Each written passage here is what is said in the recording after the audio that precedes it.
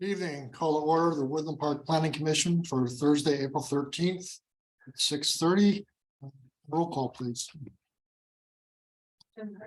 Here. Chairman Hartsfield on the record. I was muted. Yes, I'm here. Thank you. Thank you. Vice Chair Brown, Here. Commissioner Harvey, Here. Commissioner Kennedy, Here. Commissioner Larson, Here. and Commissioner Nielsen. Here. Please join me in the Pledge of Allegiance. I pledge allegiance to the flag of the United States of America and to the republic for which it stands, one nation, under God, indivisible, with liberty and justice for all.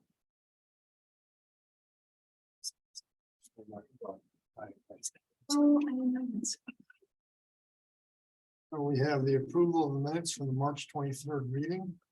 Any comments or additions, corrections?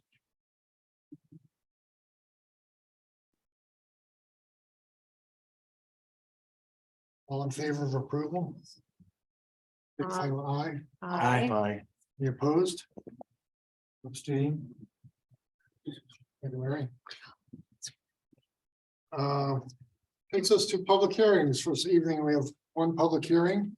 CUP and SPR 2023-01 Tamarack Apartments. Request by Mountain Star Investments to approve an amendment to the conditional use permit and site plan to allow 8 apartment buildings with 122 attached multifamily dwelling units in the multifamily residential urban zone. We have a presentation tonight. CJ? Yes, sir. Thank you, Mr. Chair. Again, my name is CJ Gates. I'm representing City of Woodland Park Planning Department.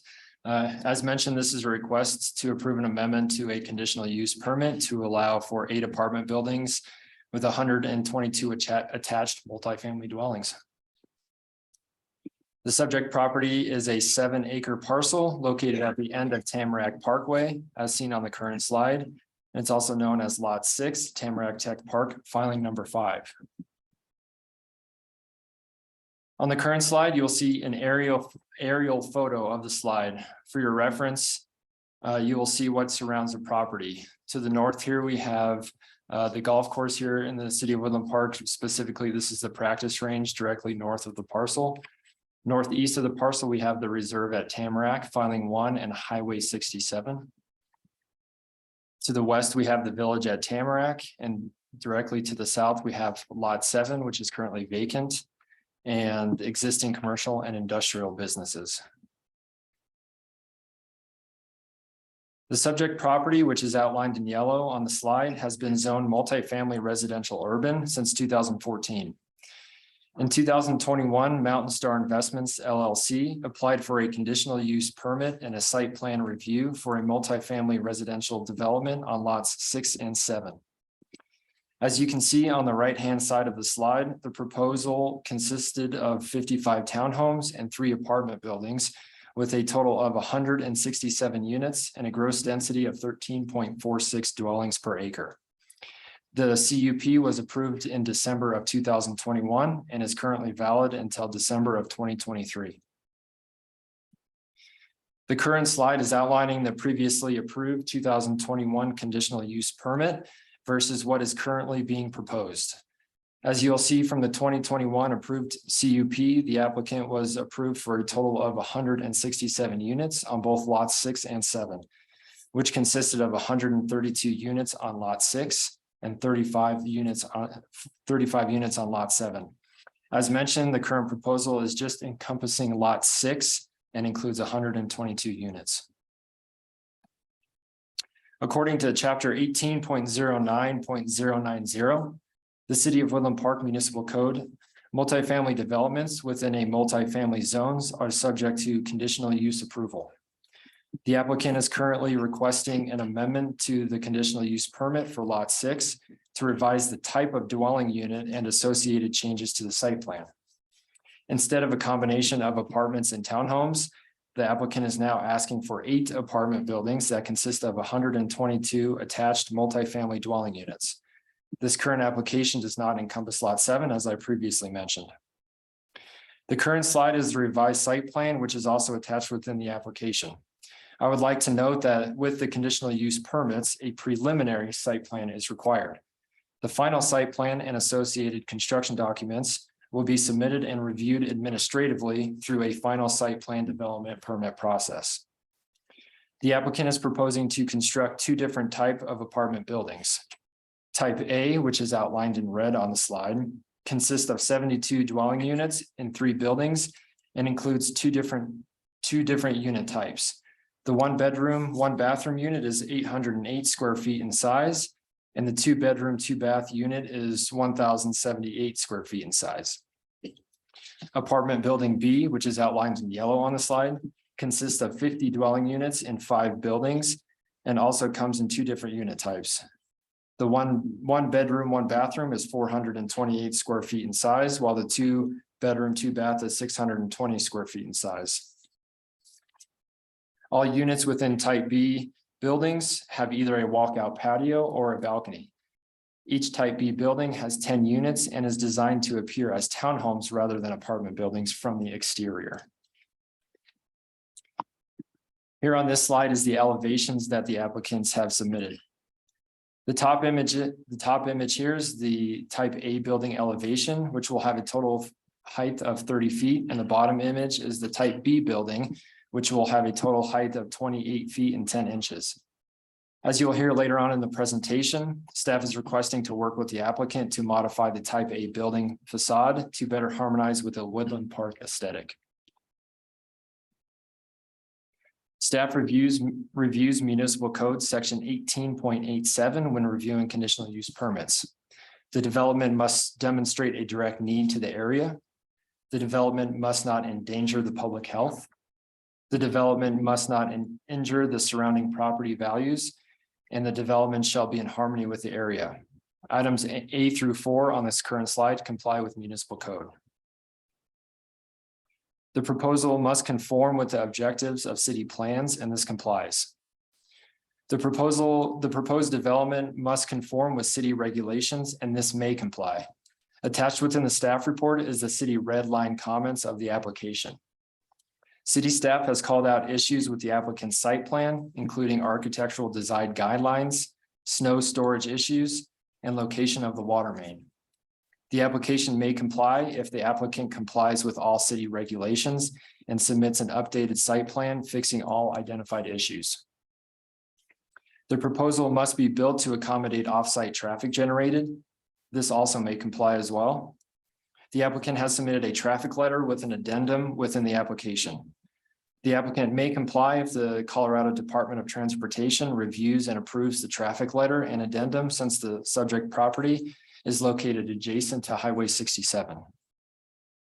The development must be built and maintained appropriately, and this complies. The development must have adequate water supply. The development must be built to not increase fire dangers. And the development is required to adhere to the architectural design standards. Items 9 and 10 on the slide comply, while item 11 may comply. Staff has concerns with the design of the type A buildings and will be requesting additional design modifications so the structure will better harmonize with the Woodland Park aesthetic. This application may comply if the applicant adheres to the city's architectural design standards. This application met all noticing requirements and was referred to the agencies on the slide. Staff received one comment from Core Electric, which stated that the applicant must resubmit a grading plan, which is reflected within the conditions of approval. Staff received no public comments on this proposal. Staff routed this application to the Parks and Recreation Advisory Board, and they reviewed this application and made a motion to accept fees in lieu of land, which is $2,352 per unit for a total of $286,944. I also want to make it clear that this was a recommendation from the Parks and Recreation Board to the Planning Commission. And per municipal code, the city or the developer is not required to dedicate parkland or pay fees in lieu of parkland in this specific instance. The developer, however, will have to pay regional park fees, and this is done at the ZDP portion of the process. And that fee is based on number of bedrooms of the development. Staff's recommendation is to move to recommend approval of amendment to a conditional use permit and site plan to allow 8 apartment buildings with a total of 122 attached multifamily dwelling units in the multifamily residential urban zone, subject to the following conditions. Prior to the issuance of a building permit, the applicant shall submit for and receive final approval of a site plan for a permitted use, including landscaping, drainage, architectural elevations, access, etc. Infrastructure zoning development permit, fees in lieu shall be submitted per municipal code section 18.33.170. ZDPs and building permits for all new constructions, including all civil construction drawings, final drainage report, final landscaping plan, final site plan, final floor plans and elevations, final grading, sediment, erosion control plans with BMPs, final utility plan, final photometric plan, and CO stormwater permits and stormwater management plan. 2, coordinate with staff to modify the type A building facade to better harmonize with the Woodland Park Mountain Western aesthetic. 3, a final updated site plan resolving all issues identified on the red line plans must be approved by the city before any zoning development permit will be issued. 4, the applicant must submit an updated grading plan to the city and Core Electric Cooperative, incorporating that the grade is not changing plus or minus 6 inches along the Colorado State Highway 67. 5, all development impact fees must be paid prior to any ZDP issuance, including but not limited to tap fees, stormwater capital improvement fees, transportation capital fees. Fees shall be calculated concurrent with the ZDP review. And lastly, the applicant must submit a traffic letter with addendum to CDOT to gain approval. This concludes my presentation, and I'm here for any questions if you may have any. We also have the applicants in attendance tonight, if you guys have any questions for them as well. Okay, I guess, Could I ask just before the applicant goes to, Yeah. could you re-explain the park fees or non-fees? Sure. Yeah, and first and foremost, I know I've gotten in the situation with you guys before with the past final plat that we didn't send it to the Parks Advisory Board, and that's per code. We have to do that. So we kind of went the other way on you guys. We sent this to the Parks Advisory Board kind of as a cautionary tale. So as far as the review goes, so the recommendation that they made to you guys was to they would like to accept the fees in lieu of parkland. So this is dedicated through municipal code. It's in chapter 17, and it specifically states that developers that are going through a minor subdivision process or a major subdivision process have to either dedicate parkland or pay cash in lieu fees. So as the director, I want to pile on here. The big distinction is that it's when property is subdivided, that's when that fee comes into play.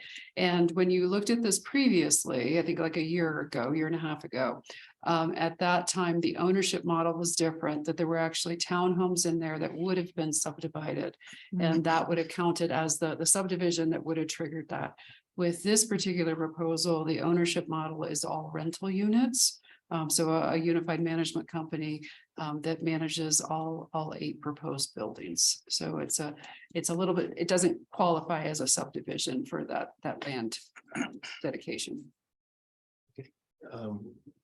In reviewing this, I trust you familiarize yourself with the history of this regarding parkland.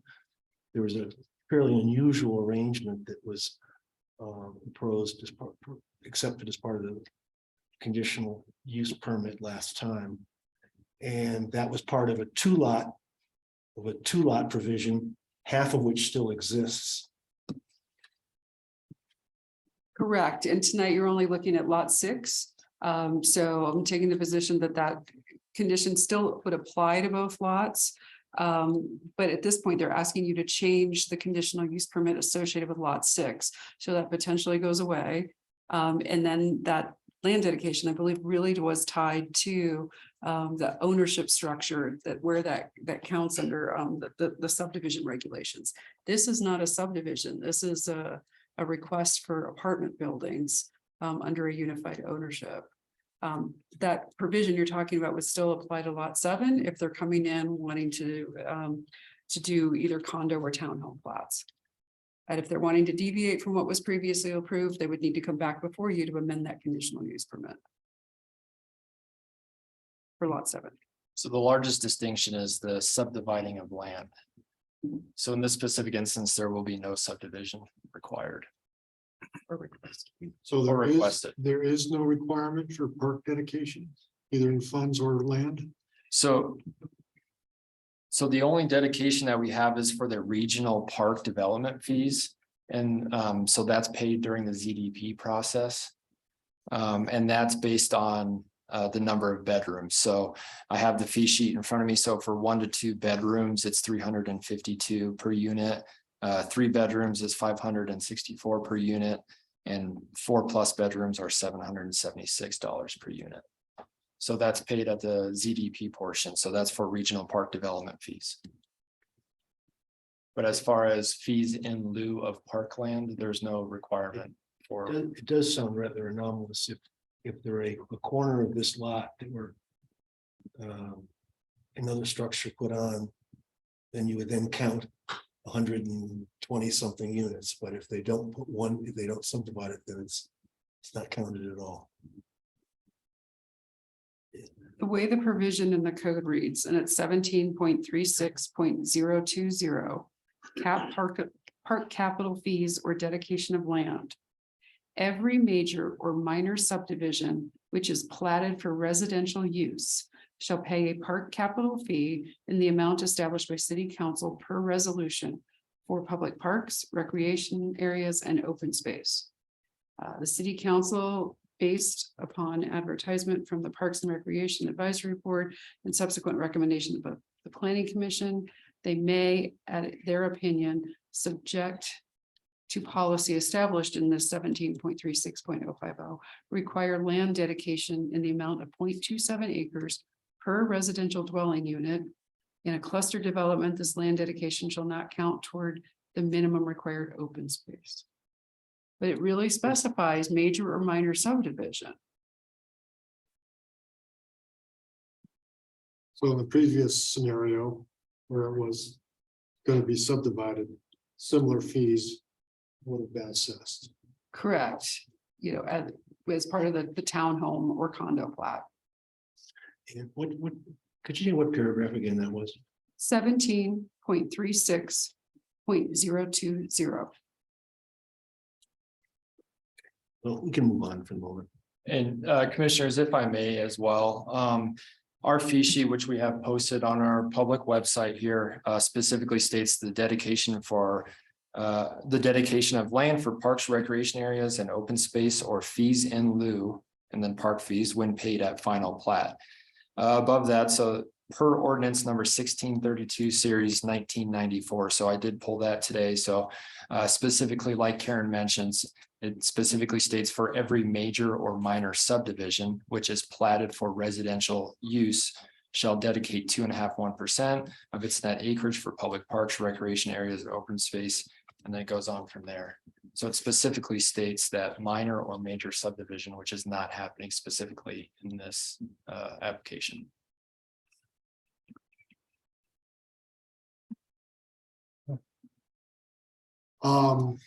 Is any other questions from the commission at this point for staff?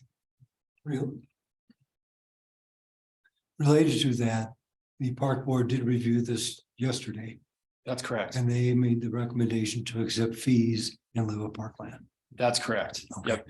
And it's a recommendation, so ultimately it's up to the planning commission, excuse me, to accept that recommendation or deny that recommendation. Okay, thank you.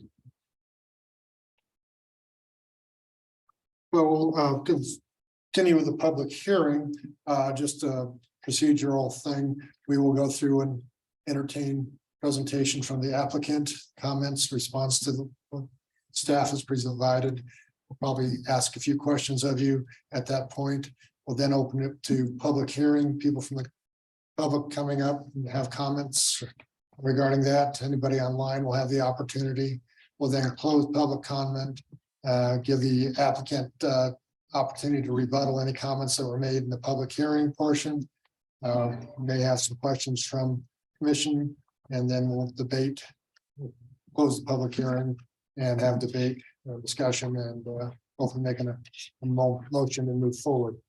So at this point, would like to invite the applicant to come up and present us with what they might.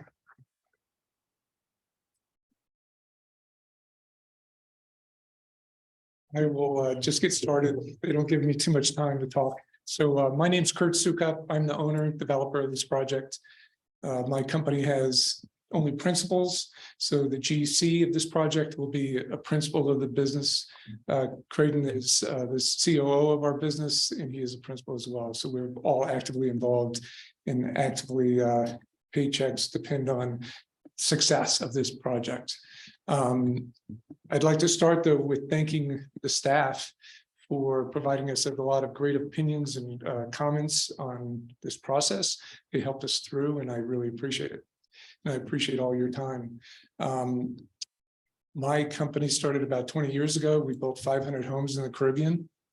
I am actually a Fort Collins, Colorado native, and have done quite a bit of construction and building development there with apartments, and I have owned Old Town Square, which if you've ever been in Fort Collins, I've owned that. We moved here 7 years permanently after being in the East Coast for 35 years. And we started building apartments here. So we have started in Georgetown. We built 100 units in Georgetown. We are in the process of finishing 100 units in Montrose.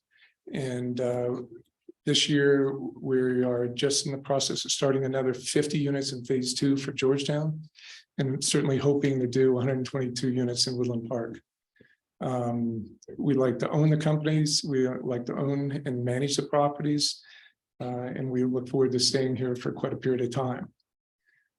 And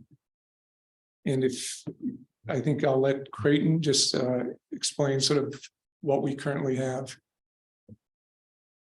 Thank you. Hi, I'm Creighton Sukup. Like Kurt said, I'm the COO, and we work very closely together. If you can go to the next slide, please. So here's just a new rendering of our building type A. We took a lot of the feedback already given by the planning staff and tried to incorporate more timber, more mountain wood tones of colors, and more stone. And you can see that reflected in building type A. The nice thing about this building, as you see in some of our other projects, is we've built this type of building at 2 other times at 2 other projects, and we just changed the exterior look. So we've really gotten good feedback from tenants about what they like and what they don't like, and we were able to adjust the product as we progress. If you can go to the next slide, thank you. Here's some interior shots. We have a very modern kitchen and bathrooms, very clean lines. Same with living here, and you can see that every unit has a balcony.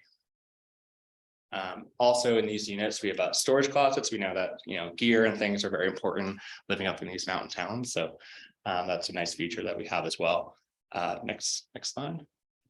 Here's our building type B. Like mentioned before, these were, we kind of took this site plan that you guys previously approved, and we didn't want to change too much. So we use these smaller type apartment buildings that look like townhomes. So, you don't have these big buildings sitting along the highway.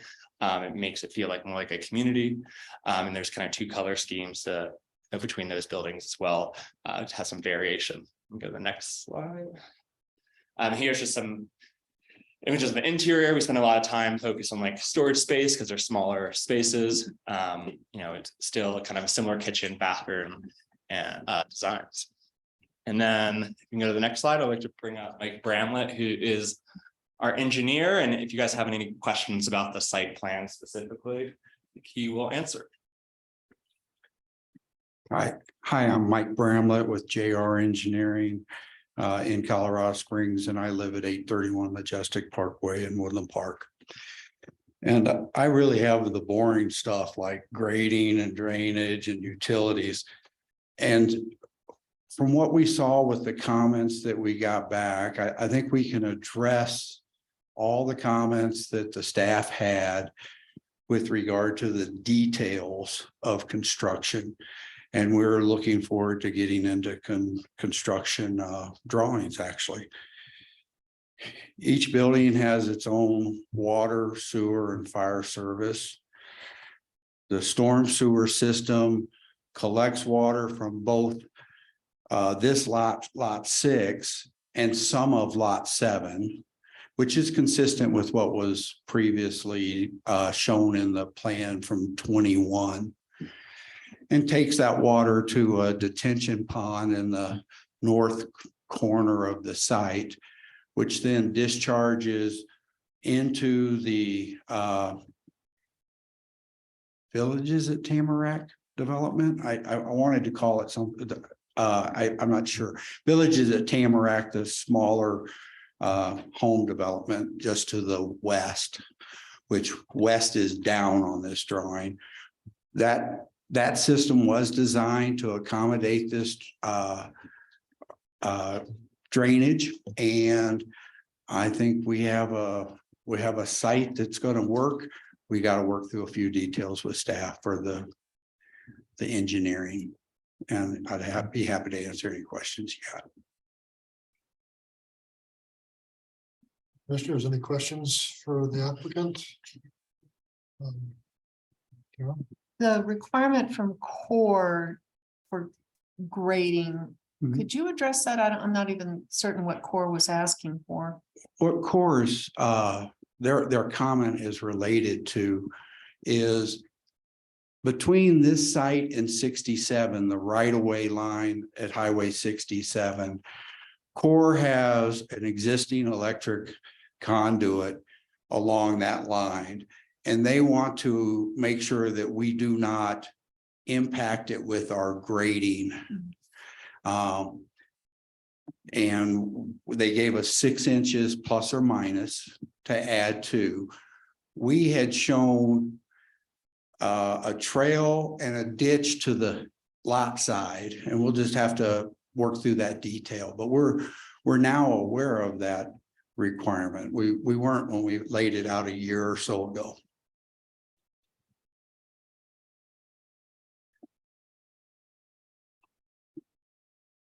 I have a question. It's not necessarily related to your application, but these will be rental properties or apartment buildings.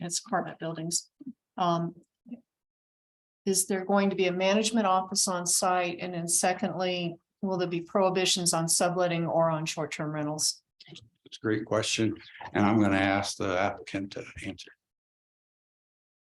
Hi, so we will not allow short-term rentals, so that's not an option. These are only long-term rental options. We usually have a minimum of a 1-year commitment. No, excuse me, what was your other question? Subletting, which Okay. is similar. Yeah, not an option. And That's a provision in our lease and our previous properties as well. good deal. And then a management office on site. Yeah, so we don't have a management office designed on our site.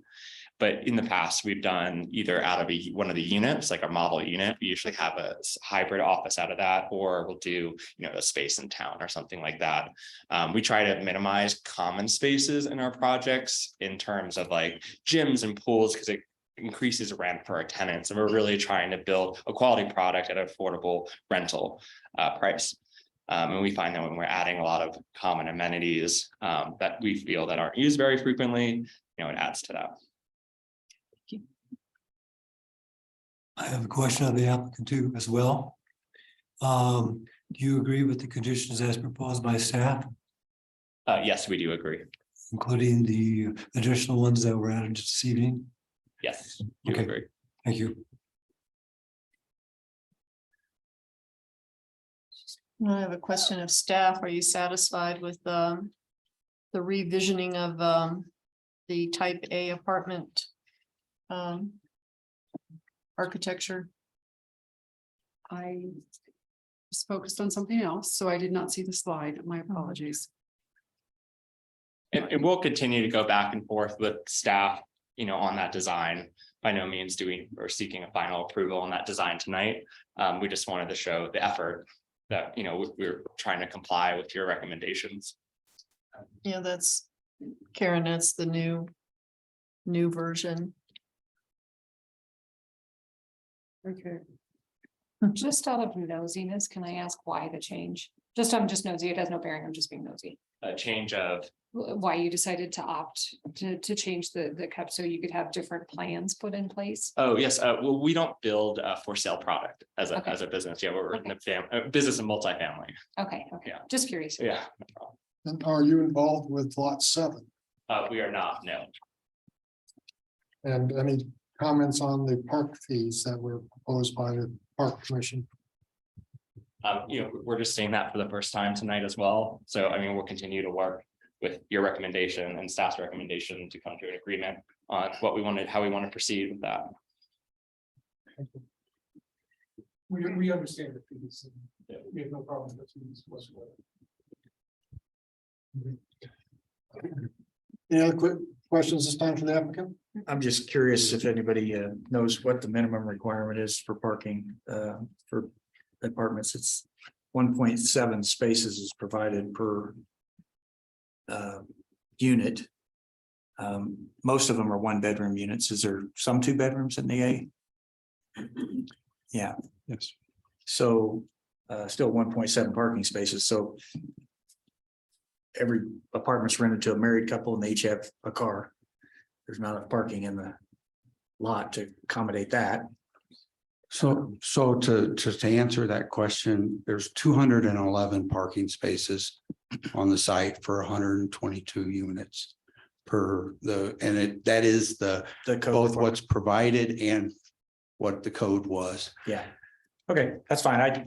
I figured it probably met code, but I was just curious about that. Anyway, it seems like parking always becomes an issue at some point, and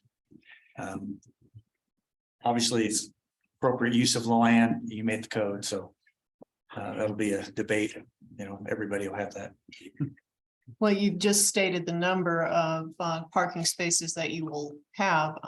Will there be any additional visitor parking spaces? No, there's just the 211. Mhm. At one point, the site plan had a few more, but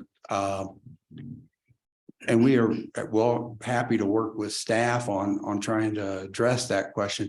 But we lost spaces to trash enclosures, which we put a trash enclosure. If you look at the site plan, there's several trash enclosures around the 7 acres. And we do have room for 1 or 2 or 3 or 4 more spaces with good site planning, but we did meet the code of based upon number of 2-bedroom units and number of 1-bedroom units. Small square footage enough, it'll be single people in some, guaranteed. The size of the unit does raise a question. This is subject to discussion 2 years ago in the planning commission. It was also subject to discussion by some of the city council at the time, doing the ratio of 1-bedroom to 2-bedroom apartments. This is subject to a conditional use permit, which is to be granted in the best interest of the city. One of the issues considered is we have limited space for apartment buildings. Family housing is an important issue, affordable family housing. Let me ask, it's a previous proposal, which caused some discussion in this regard, had 3/4 of the units approximately as 1-bedroom and 1/4 is 2-bedroom. There's no information that I saw on this which defined this. What is the ratio now that is proposed here? I think we can answer that detail. CJ, if you could pull up the first page of the Tamarack site plan on the right-hand side, is a parking calculation showing the number of 1-bedroom and 2 bedrooms. I can't answer, Commissioner Brown, I just don't have it off the top of my head, but Commissioner Brown, so in our type A buildings, which is with the larger footprints, we have 50% 1 and 50% 2 bedrooms. So there's 36 1 and 36 2s. In the smaller units, there are 22 bedrooms and 31 bedrooms. So the project is almost down the middle, split to 1 bedroom, 2 bedroom. All right, in that regard, then that would seem to be an improvement. And in other respects, the change in this, I'm not sure they are improvements, but it's. I think that's the major I have it. I'm wondering what the planning mission is in any position to help encourage something in the park area. And was frankly, I'm surprised to understand the interpretation of the ordinance here. I say, hey, it seems to me like this must have been an error. If someone plats a lot and puts a house on it, or a single apartment building with a couple of units, pays a park fee for a couple of units. Few years later, they sell the property or don't sell the property, they come back and put an apartment building on it, you're gonna say it's not a new subdivision. I mean, it had to be subdivided at some point in time, and then now the lots are going on. The ordinance doesn't say at the time of the subdivision, but it clearly anticipates park fee based on a per unit calculation. I haven't studied the problem because I wasn't aware there was a problem. But it surely couldn't have been the intent that an apartment building, if it's dropped down and without a new platting, that there's no park fee. And if there was some minor platting, then there is a park fee. That just doesn't make any sense. That couldn't have been the way it was intended to be working. And my apologies that since PRAB only met last evening, we did not have any real opportunity today to address this in a more meaningful manner. So you're catching us a little flat-footed. And my apologies to the applicant on that as well. So that's part of where you're watching us struggle. I suppose this wasn't addressed at the park, or was it addressed at the Parks Committee meeting? I did not attend that meeting, so I am not sure. Okay. Yeah, I wonder if they discuss the availability of other park spaces. And open Well, I'll say, land. just for so not everyone remembers the circumstance, there was a quite unusual parks arrangement with respect to the property previously. It was applied to both lots 6 and 7 collectively.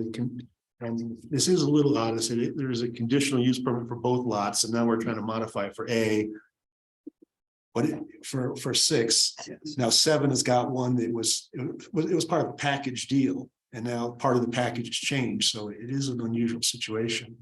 But instead of providing parks fee or providing dedicated land, the developer had agreed that there would be the open space that was available on the property was to be a public park and to be maintained in perpetuity. I had a copy of the ordinance was adopted at the time, which basically put that as requiring that the final plat have a plat note describing the situation. I'm not sure that was proper the way to do it. It wasn't a true grant deeding of land, but this was an important subject of it. There's a lot of attention by both the Planning Commission and the City Council, and I'm sure the Planning Department at the time worked quite a lot on it. To say, I thought it was kind of an odd arrangement. I'm not sure it was lawful even, but this was providing substantial parkland in an area where there isn't parkland. That was the reason why people consider it attractive, because there's not a lot of park space available. And we've got a fairly high, for Woodland Park, a very high density of usage there without other opportunities. So I'd like to add to that a little bit. Since you guys have been discussing, I was able to pull up the staff report for the prior proposal that went to City Council, as well as the ordinance you're referencing. And part of what was going on collectively over the 2 lots was that the entire proposal included 6.5 acres of open space that includes park amenities, playground equipment, exercise equipment, and walking trails. And PRAB did review that.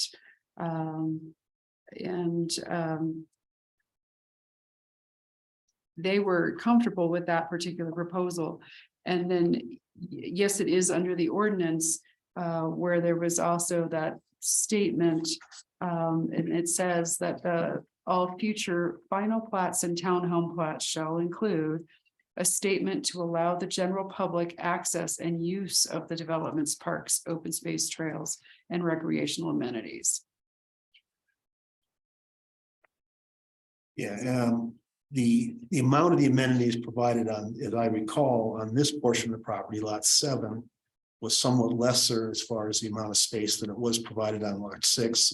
But there was an area of playground or exercise equipment in one portion, and that connected to lot 7 with a wide trail that ran all along Route 67, looped around lot 6 and connected back out towards Tamarack.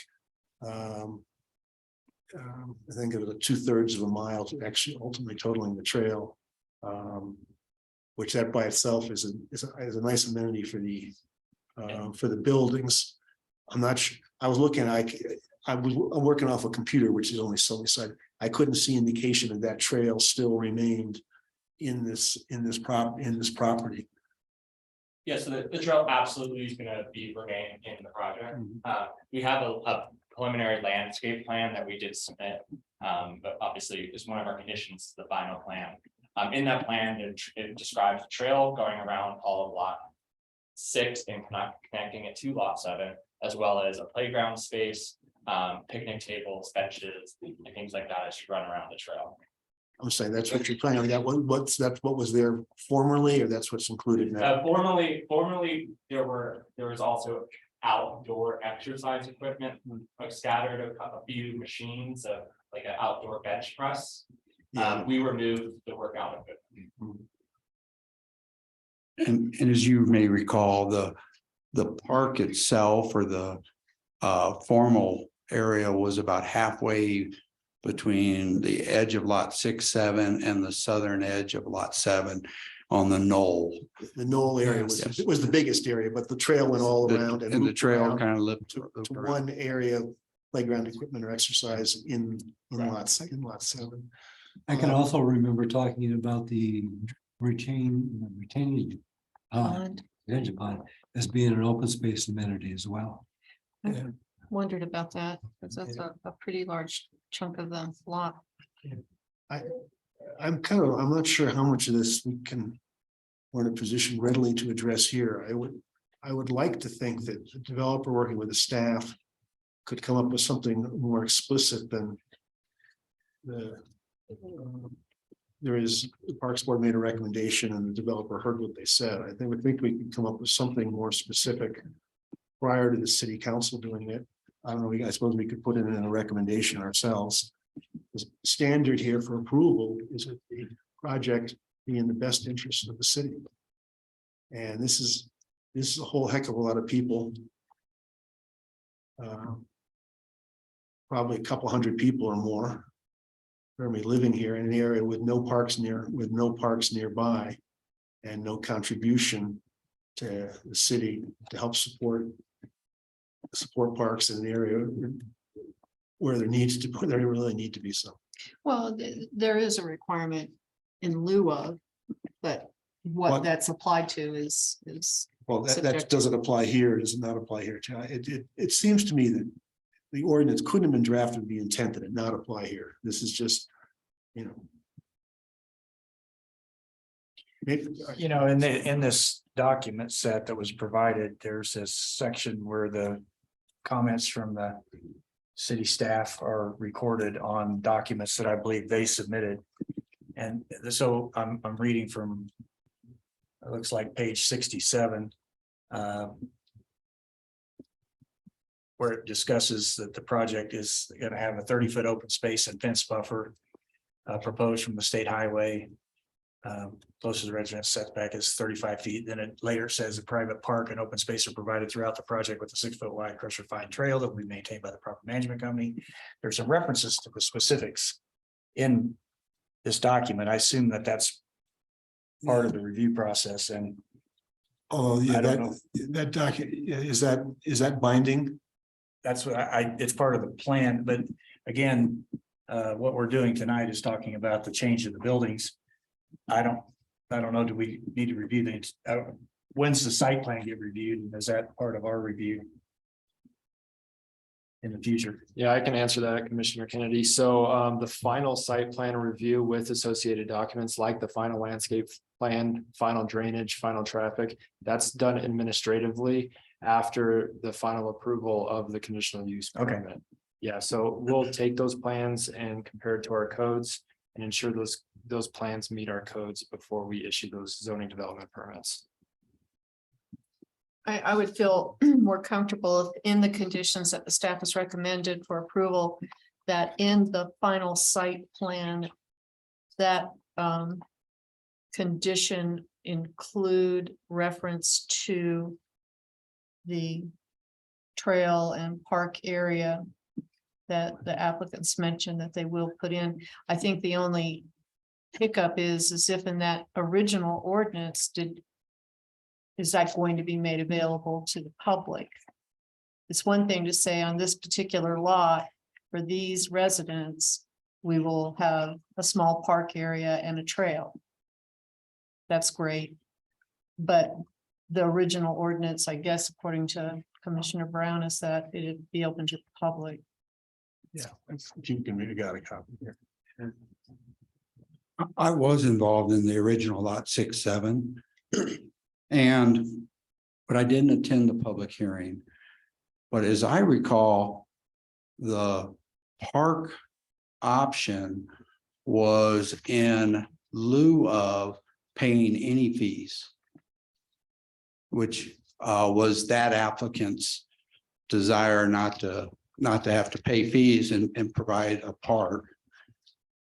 But that park system was really focused in lot 7, which I think you're right, by the way, in your recollection. that's how I remember it, but I wasn't at the public hearings on that, Commissioner Brown. I think it's important to also realize that when we reviewed it previously, we reviewed it as lots 6 and 7 were combined for the development project. Now it's been separated into 2 ownerships, and those kind of issues are problematic now. But we can work through that, I think. Has the owner of lot 7 come forward and said they plan to make any changes from what we previously adjusted? Sorry. Has the owner of lot 7 come forward and said they plan to make any adjustments or anything based on the new one that's being suggested here? Or do they plan on just keeping it the way that we had originally approved? We haven't had any communication with the owners of lot 7. No. Okay. It's easy to imagine they'll come in with an adjustment request since more of the open space was on their property with lesser open space, much greater number of units. Perhaps not, that was all townhomes, as I recall, on 7 previously. Right. So we're gonna have 2 separate proposals to break this up, but the other, we haven't seen the other one yet, but you can imagine the possibilities. Let's try to make this a little easier. I've had conversations with the owner of lot 7.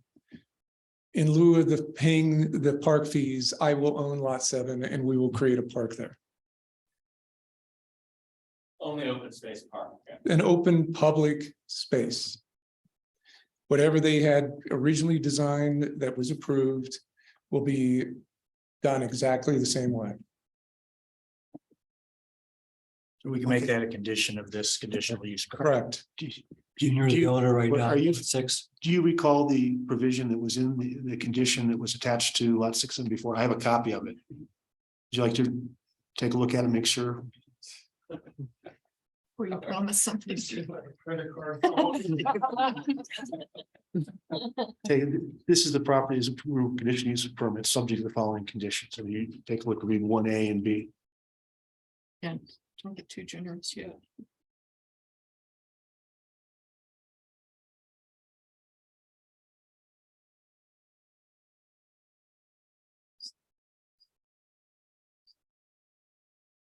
Currently, all the development criteria for lot 7. Okay, no, it's because I'm not trying to, you want to make sure you knew what we're talking. Yeah, no, I'm It- very satisfied.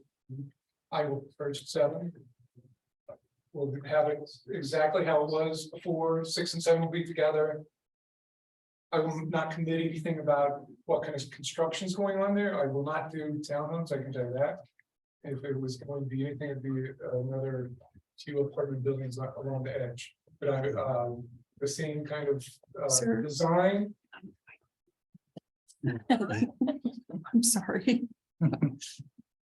I'll repeat myself. I will purchase lot 7. We will combine 6, 7 just as it was going to be. We'll create the park as designed. And I can't commit what we will do on construction wise. I know that there was 35 townhomes that were set there. I will not subdivide that property. It'll be additional apartments of some sort. So the question for staff is, how do we capture that in the conditions that you've given us as part of your recommendation? Just to make sure we don't lose it. CJ, does adding the 1A and B from the previous ordinance, does that work?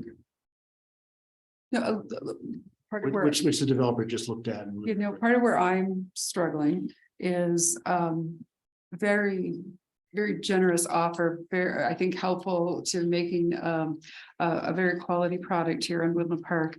My concern is what was noticed for this evening was just lot 6. So I'm not sure what changes happen or if you're coming back at some point with lot 7 is what you're committing to. It's still just a little awkward that lot 7 is not actually part of the proposal that's in front of you this evening. Yeah, no, That's where I'm it is starting to a little awkward. I'm a little uncertain about it, but it means lot 7 still contains these conditions. Right, but she still Correct. has to be noticed to the public though. And No, I'm saying that lot 7 already happened a year and a half ago. so with you're those- just saying incorporate them in now. I'm just, I think they were approved at that Right. time, and they are still in effect for the development of lot 7. We're not modifying anything tonight. We're Right. looking at lot 6 tonight.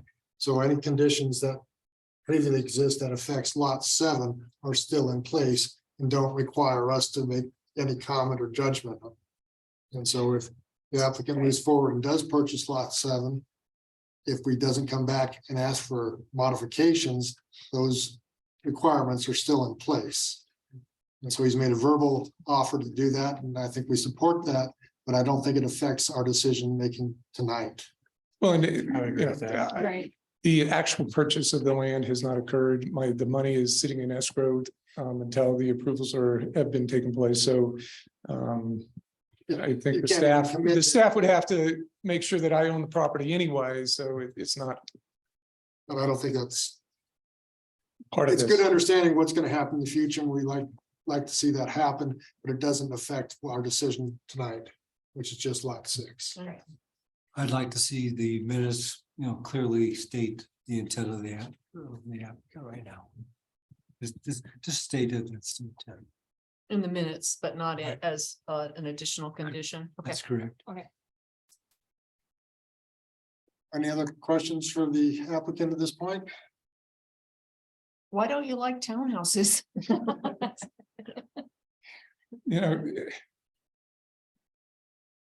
Subdividing and personally, I like owning these. I like owning the apartments. I could build townhomes and own them and rent them as well. I don't like even policing. You were talking about sub rentals and short-term rentals. I don't want any part of it.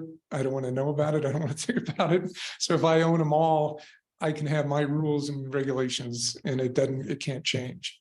Fair enough. Thank you. other things being equal, I like the idea that a developer is planning to keep the buildings and keep running them, because it suggests something about, I'd hope, how you intend to build them in the first place. We have our own GC. We do our own panels. We have a factory that does the panels in Grand Junction. We take care to make sure that it's done the correct way. We've tried modular before, and that in our eye was a disaster, total disaster. And so we like to stick build.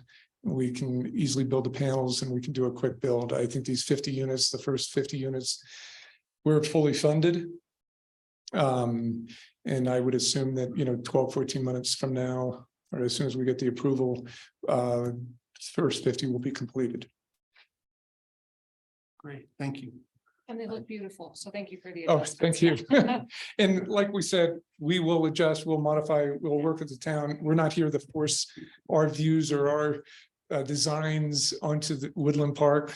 Woodland Park has their own flair and what they would like, and we'll listen to the staff to make sure that it's exactly how you want it.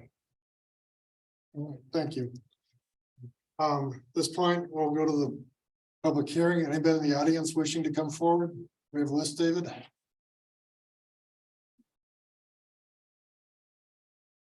Did everybody get an opportunity to sign the list? No,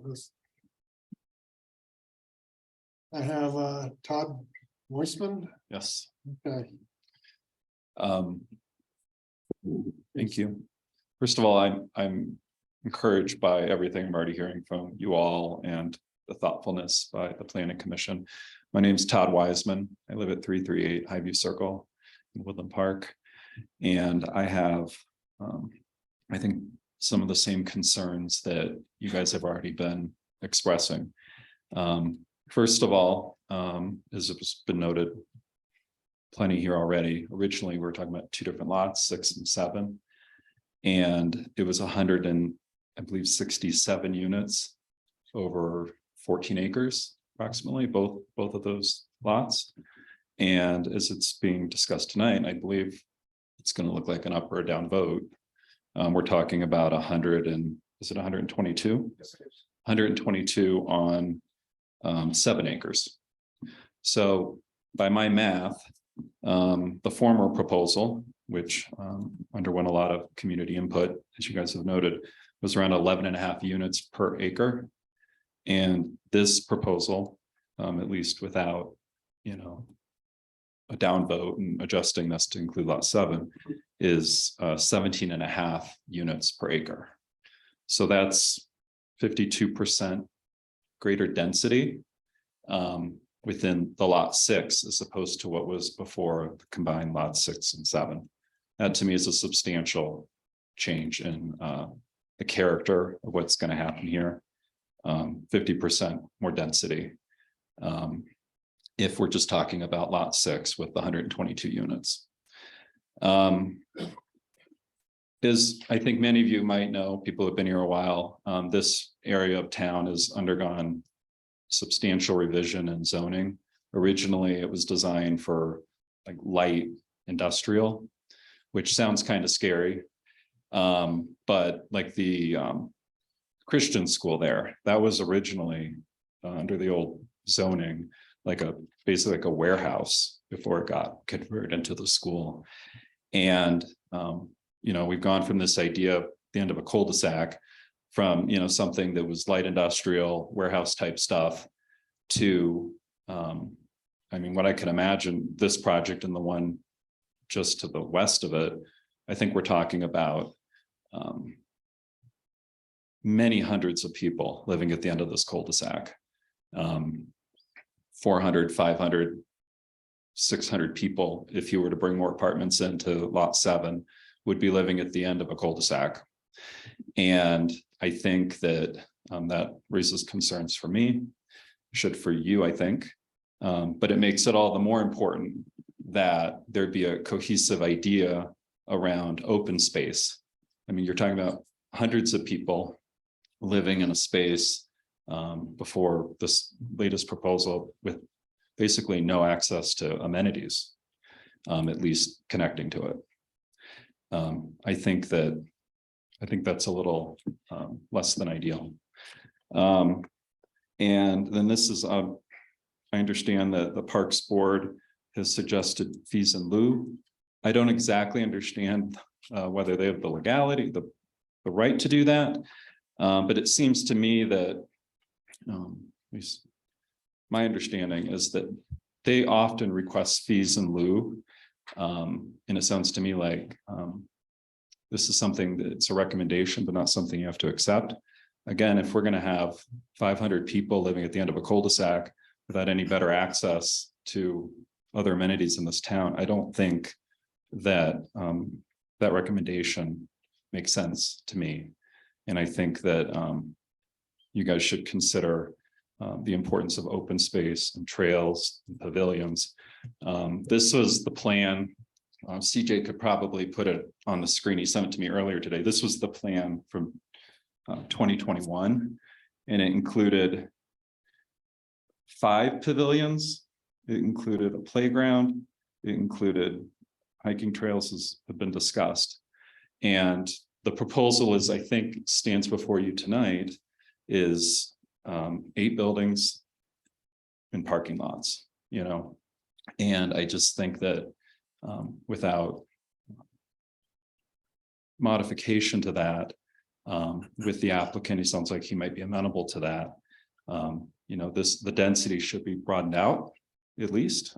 I'm all for housing, but I think the density needs to be broadened out. And I think there needs to be serious consideration, as there has been by prior staff and boards, around ensuring that this space has, you know, it's a place that people can live, rather than just, you know, drive to the end of a cul-de-sac and then drive out of. So thank you for your time. Thank you.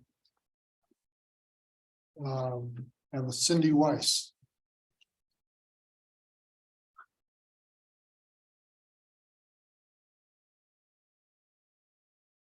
Hi, my name is Cindy Weiss. I live at 3229 Regent Drive.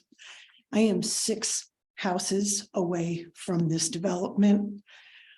My property will suffer from this development. The value of my property, I won't be able to sell my house once these apartments are built. It is far too dense, in my opinion. The traffic will be ridiculous. I echo everything Todd has said. My husband and I moved here 20 years ago after working for 25 years to finally be able to afford a home in a mountain town in Woodland Park. We also looked at Fort Collins. Fort Collins was not what we wanted to be at. We wanted to live in the mountains. We wanted to have space. I really sincerely request that you consider a different plan for this property. It's going to make Woodland Park nothing more than an extension of Colorado Springs. The apartments in Colorado Springs are very similar to the back buildings that are on this plan. They're not attractive. They're not attractive in Colorado Springs. They're not attractive, in my opinion, for a mountain town. And I really sincerely hope that you look at this much with a whole lot more consideration to the people who have worked their entire lives to be able to live in a community like this. When I first was married, I lived on a street, and 10 houses down were Section 8 affordable housing. I don't want to live that way. I've worked hard. My husband has worked hard. These apartments are far, far too dense for this area. I suggest they be opposite of Majestic. Not in my neighborhood. I already have a trailer home that was supposed to be sweet and appropriate for the area. But now there's a big wart in there with a 2-story building that has garage underneath it and all those little trailer homes. And I'm sorry, they can call them tiny homes or whatever sweet little name they want. They're trailer homes. I didn't work my whole life to have my house that's worth close to $750,000 be devalued by a bunch of apartments and too many people into one spot. I can't sell my property fast enough.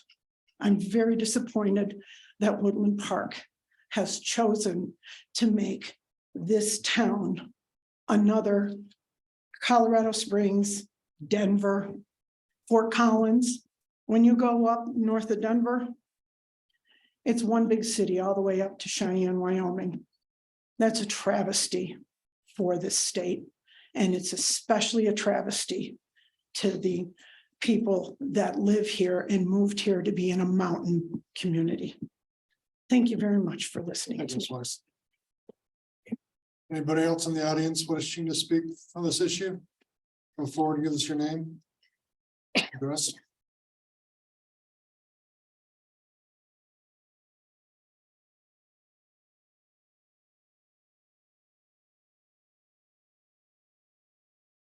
My name is Rick Wilbanks. And my question is for, I think one of these three gentlemen can answer it.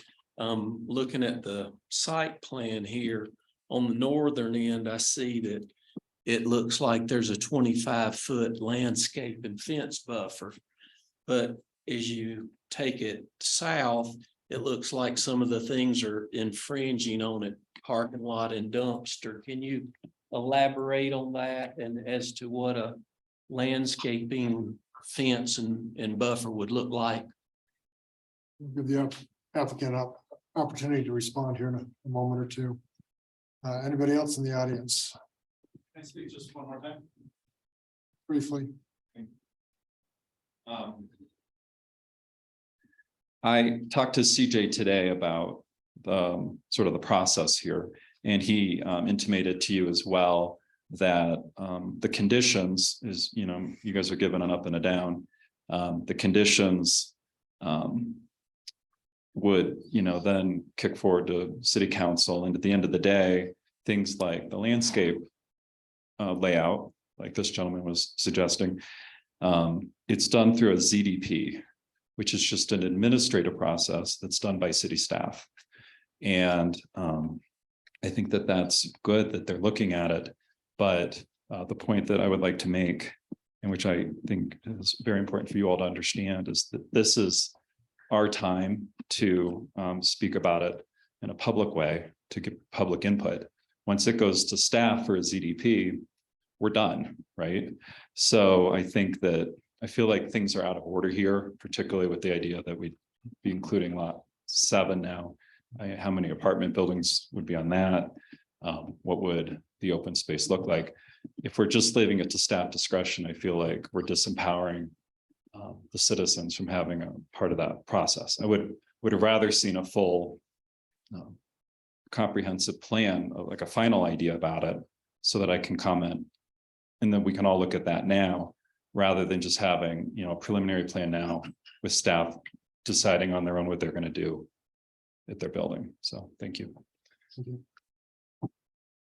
Anyone else in the audience at this point? Dave, do we have anybody online? We have Joe Fury online that has his hand up. Let's invite him to come forward. Can you hear me? Yes, Joe. Hello. Okay, thank you. Commissioners, I live at 565 Pembroke Drive in the Tamarack neighborhood, across 67 from this proposed development.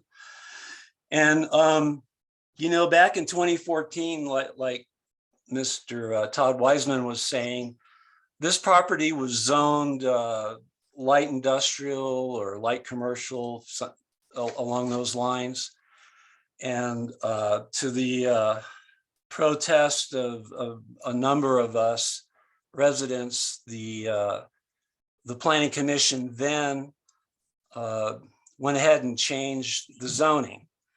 And back in 21, this area was proposed for a mix of apartments and townhomes. And now, 2 years later, now it's going to be more apartments, more people.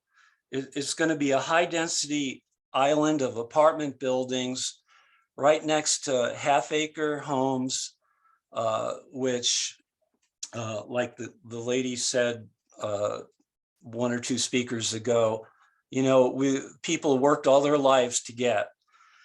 And now you're putting in a high density neighborhood that's completely inappropriate for the surrounding neighborhoods. Not only Tamarack, but there's some high-end townhomes on the west side of this area. There's a golf course. And, please, come on, commissioners, look, this is being presented to you so you can use some judgment, I believe is the case. And I think we're going a little overboard here. Also, if just this one property, property number 6 is going to have 122 units, I assume 7 will have a similar amount. That is going to be a disaster in the case of fire evacuation. How are all those people going to dump out onto Highway 67, which is a 2-lane road through there? I know it's going to have added turn lanes, but nonetheless, still a 2-lane road in that area. It's going to be a disaster. I guess those of us who want to survive are going to have to get helicopters to get out of there. Anyway, it's just every couple of years, it just seems to,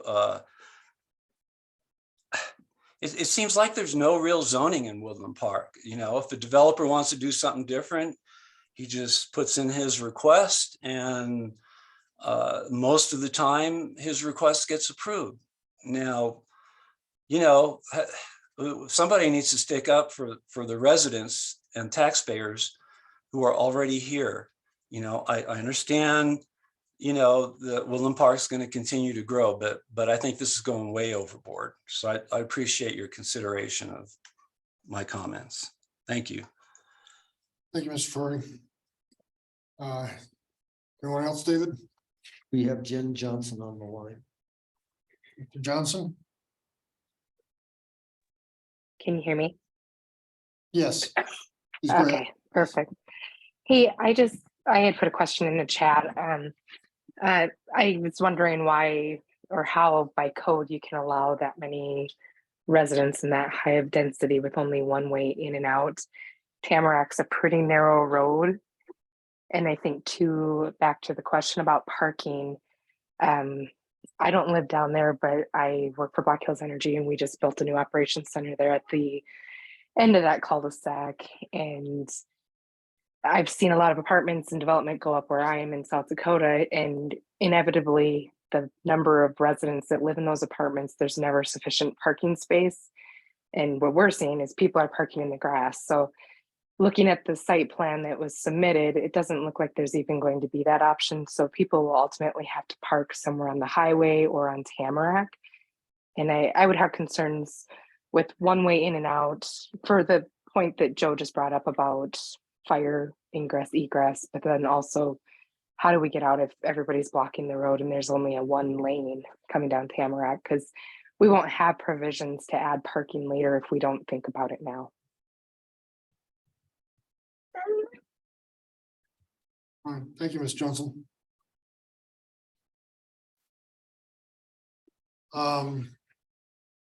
Couple comments myself, and then we'll have the applicant to come forward. As far as the density, it's my understanding the original proposal had 132 units on lot 6. And this proposal is reducing the density by 10 units to 122. Lot 7 was proposed for 35 units, and we're not making changes on that tonight. So the actual density that's being proposed is less than what was proposed in 2001. And have the applicant come forward and respond to comments. I'll let Creighton hit the more important, but there were a couple of technical issues that weren't brought up during the presentation. We have worked with CDOT when we did the first lot 6-7 development. And the issue of emergency access was an issue. Our site plan still shows an emergency access onto Highway 67. It will not be an open access. It will be something that the fire department or emergency services would have to open. It would have the Knox box, just no different than anything else. And that would be the pop-off valve in the event that the Tamarack Parkway was clogged or something was happening on Tamarack Parkway. So that is in the design. It just wasn't brought forward. And the other thing that's in the design that we are working with on the city is the cul-de-sac at the end of Tamarack Parkway. You have this development, Villages at Tamarack development, Black Hills, all share or all access that cul-de-sac. And if we had that, well, you can see it in the bottom right corner. One of the items in the traffic study that was supported in the traffic study, and it was actually brought up by city staff, is to try to get the traffic in the cul-de-sac to go in a circular motion. And to do that, there's a proposal to put a mounted curb median, kind of like a mini roundabout was the wording. And that will get the traffic moving in a counterclockwise direction. So someone leaving the lot 6 would actually go right around the cul-de-sac and leave. And tiny homes, same thing, they would go right and in and right and out. So it'd all be right turn circular movement. And that is in the traffic study and is shown on the site plan. It has not been detailed yet. There's a manhole and things like that we have to detail through.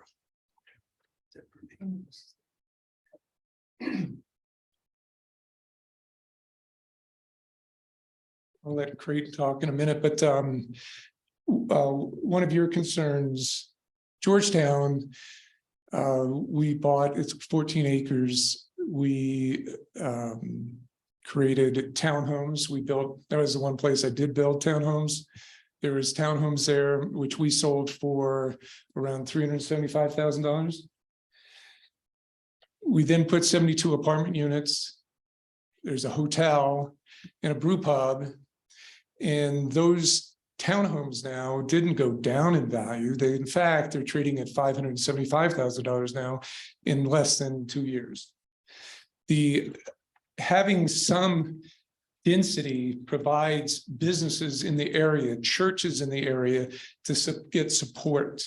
And so what we're finding in Georgetown is that the locals are finding that their businesses are doing better. We're seeing that across from where we're building our current 50 apartment unit, or 50 units, similar to what we have here. They're building a coffee shop. They're building various things that support this community. The churches are doing better. The town is doing better. The tax revenue base is doing better. So, you know, it is sometimes scary to see 122 units come into a property.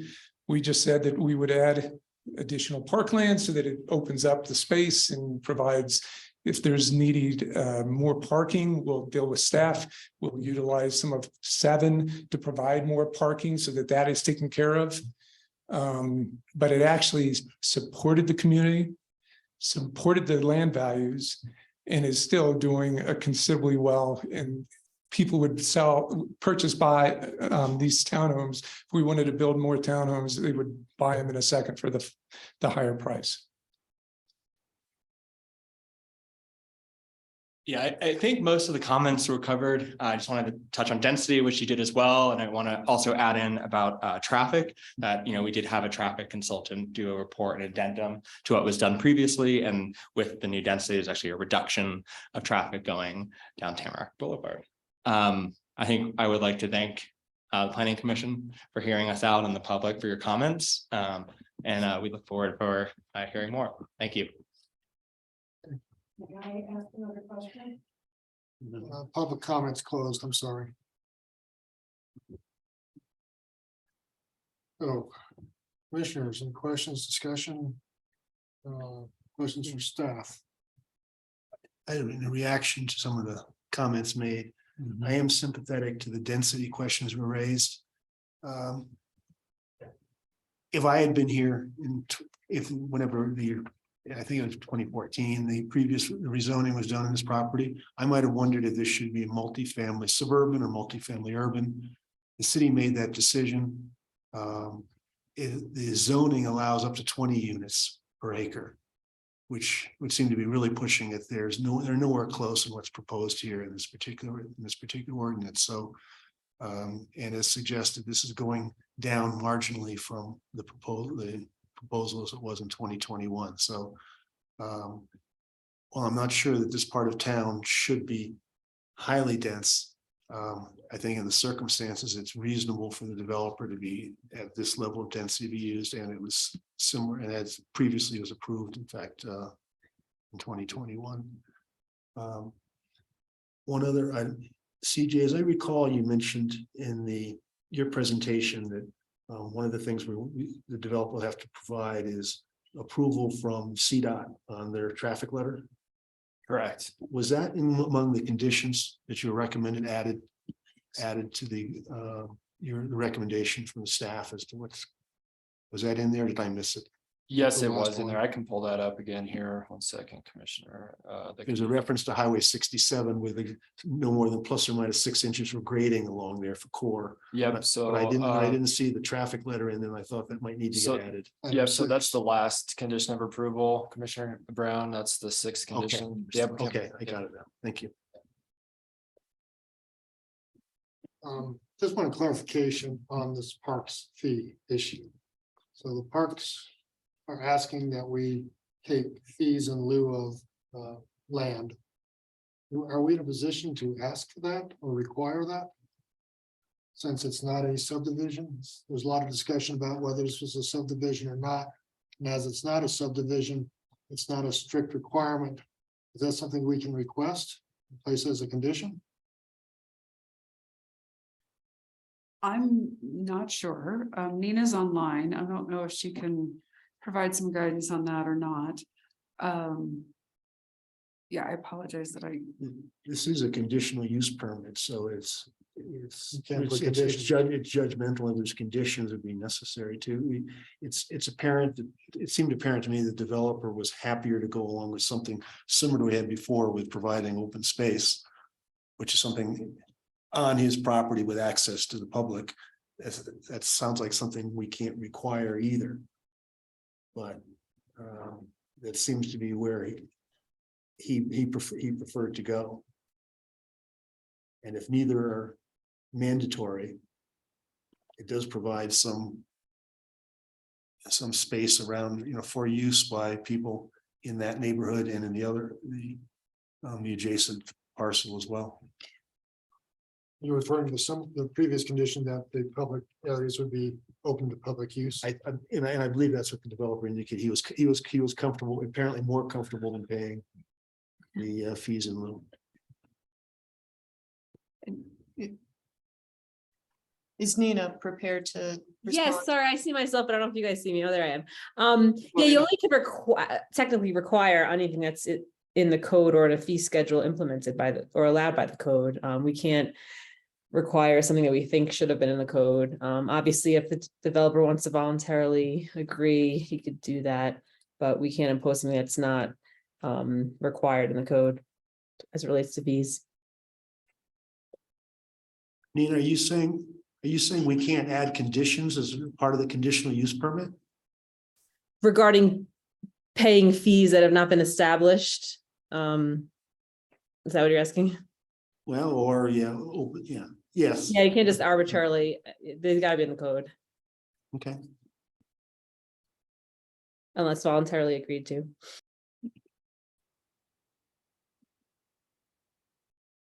In the staff report that you'll prepare for city council, it more than just the minutes, as Larry had mentioned before, in the staff report, can we call out that the applicant has talked to how he may or may not use lot 7, and also talk to additional parking spaces that may be placed on lot 7. Absolutely. I don't want to lose that in the next time this comes up with city council. Realizing that we can't make those two things conditions, but that he has very generously said he would like to address.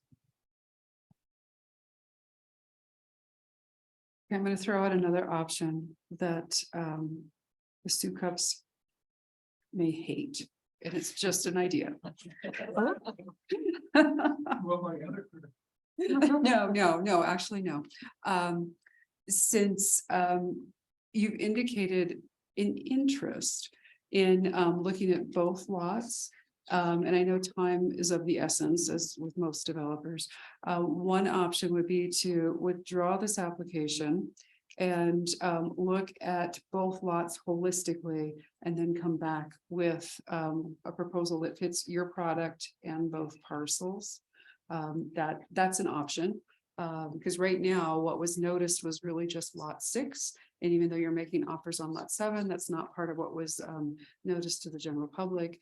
And then when you're working with more land area and maybe changing your concept a little bit, I don't know what else that potentially changes for you gentlemen. And if you're looking at lot 7 and changes to that, you're looking at a second public hearing anyhow, or an application process for that. So rather than 2 distinct proposals that you're hoping will unite at the end, the other option right now is to, like I said, withdraw this one and come back with a holistic proposal. So just throwing that out there. It'd be very satisfactory for us. I would say yes, it's time to get this project started, and so we can, by the time we delay this, it'll be winter time, when we have this things closed, and it will cause significant delay in this project. I think that, Excuse me, could you mind coming to the podium and speaking to the microphone? I think time is of the essence. I think that any delays will push us out into the winter months of next year, which will be very difficult to construct. I think that right now we have an opening, we have our contractors, we've got our subs, we've got everything that we need to get things moving, and we can provide the product in a very short period of time. The delays would cause a very severe hardship and a risk of delaying this whole project at least a year because we'll not be able to recover the subs if we delay this. I'm very happy to have, lot 6 and as we have planned, and I'm very happy to discuss with the staff as soon as tomorrow on a contract for lot 7. That was the answer I anticipated, but I just thought I'd throw the option out. No, I understand. So then I have a question just for my clarification. So if we're only talking about 6, 7, maybe coming down the road.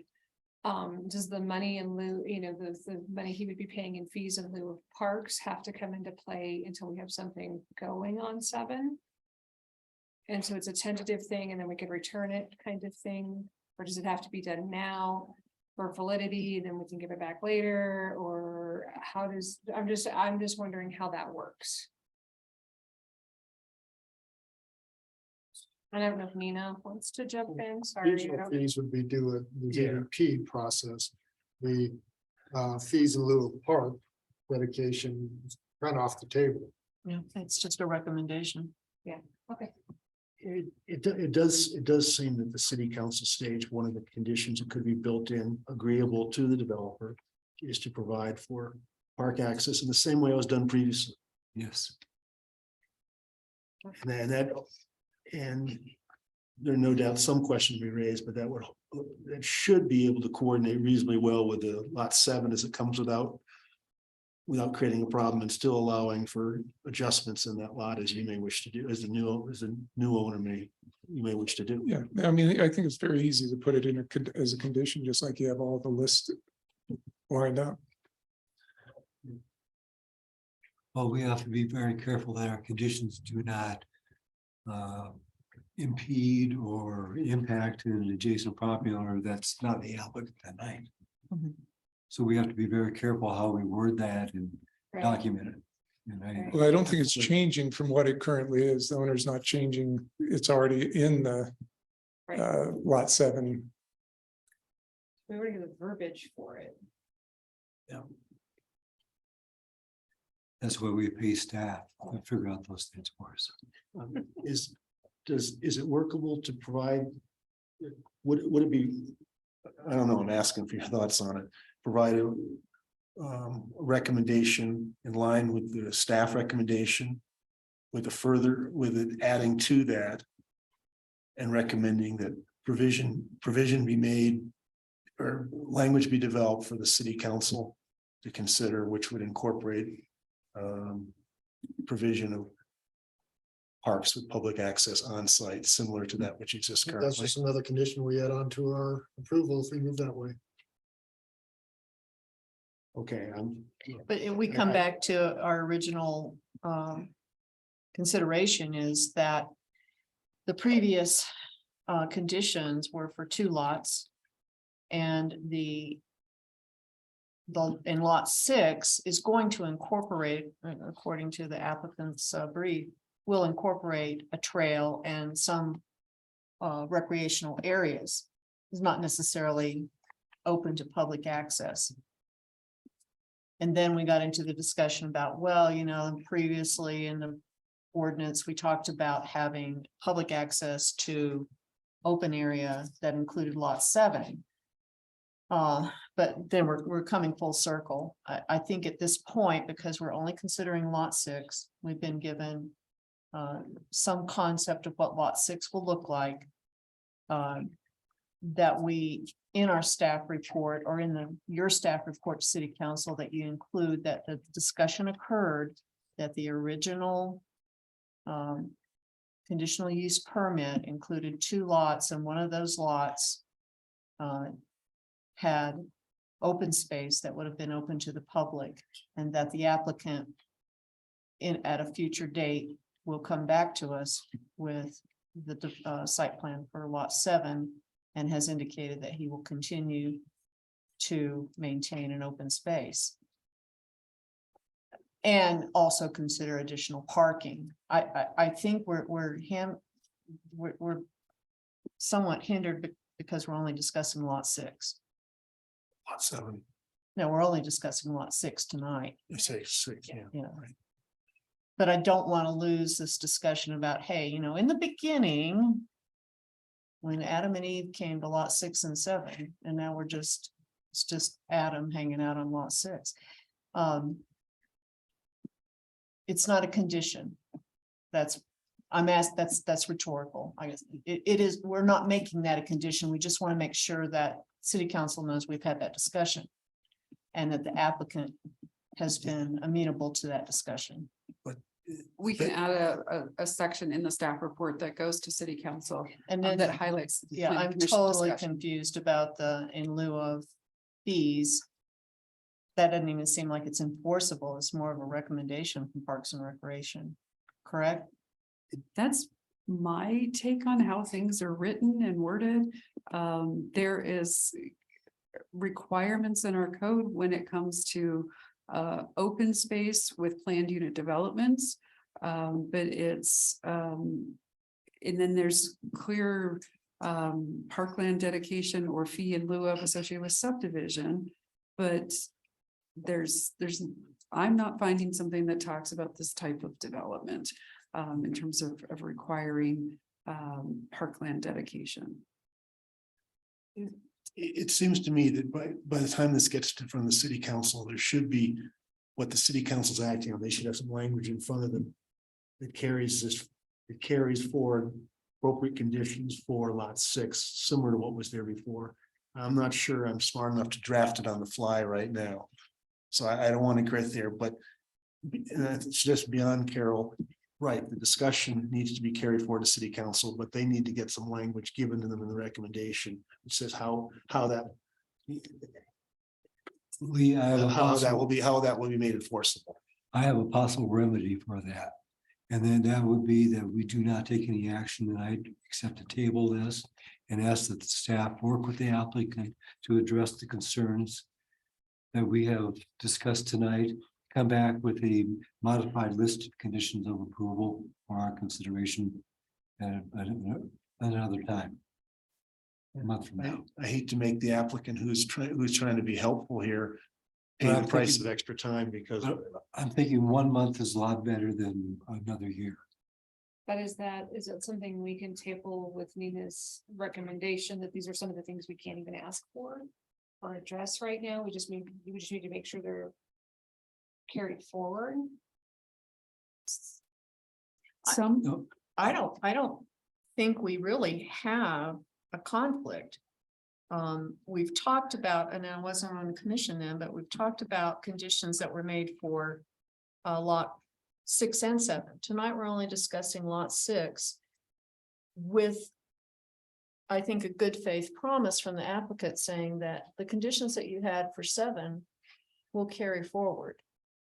But we can't make him do that. We know that. We've gone around with this with another project here in town. But we can make sure that city council knows, hey, this is just lot 6. The previous agreement was lot 6 and 7 would have a dedicated open space area that would have public access. That's not changed, but it is not part of this application. so my suggestion, and I'm working off of things I heard earlier this evening from the applicant's party. If I heard correctly, in the packet, there is information. It's not called out as explicitly, but there is information related to a proposed trail and open space, and then that emergency access was one of the other large concerns. So Planning Commission may choose to add a condition 7 that says, prepare a better articulated site plan that delineates those aspects as part of what goes to city council for final consideration. And I suggested that before, but I wasn't quite as eloquent. So Well, I had a while to think about it, so that's why, yeah. That's reasonable.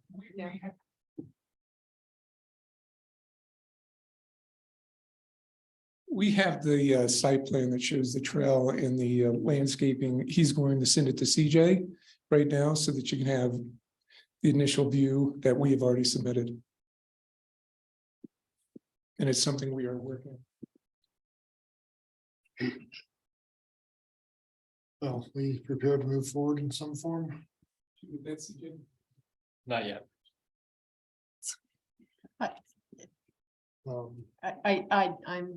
I'm always depending on Lee to come up with that verbiage, but I think that should. I would make the motion to approve the applicant's request with with the staff's recommended conditions with an edit to those conditions that addresses parking. Not parking, open space. What were the other 2 things? Emergency ingress and egress sites. It's something that would have to be called out on that final site plan. These are all on the site plan as it is now. I remember the emergency access and these other items are there. CJ? Correct, yeah, and I just, I So can do share we this need to on the do that at screen. all? as well. All right, let me amend my motion. I just make a motion to approve as the staff has recommended with conditions the staff has recommended.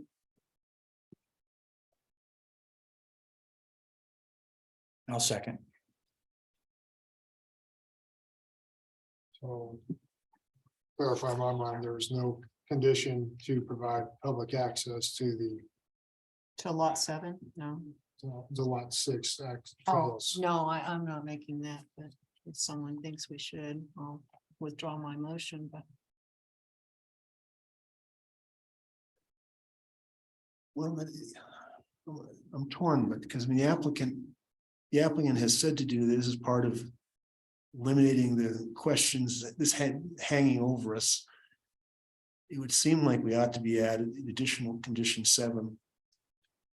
That appropriate provisions be added to provide for public access to the open space provided On lot 6 only. on lot 6, because lot 7 is already there.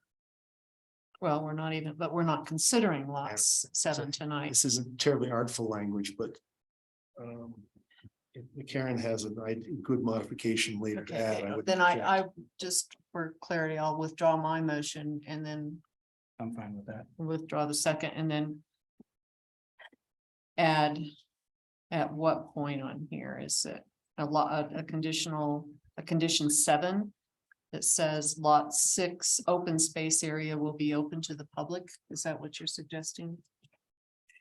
Yeah. As readily approved. And details that'll be worked out. That's too loose for now, but the applicant's nodding. He agreed. Could we pull up the staff recommendations on the screen, please?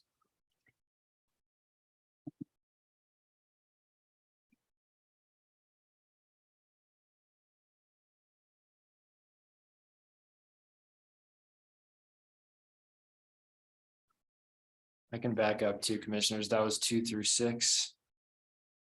Okay. And So, you had another condition related to the so. park can- fees. Yeah, no, not park fees. On condition 7, if you go all the way back down.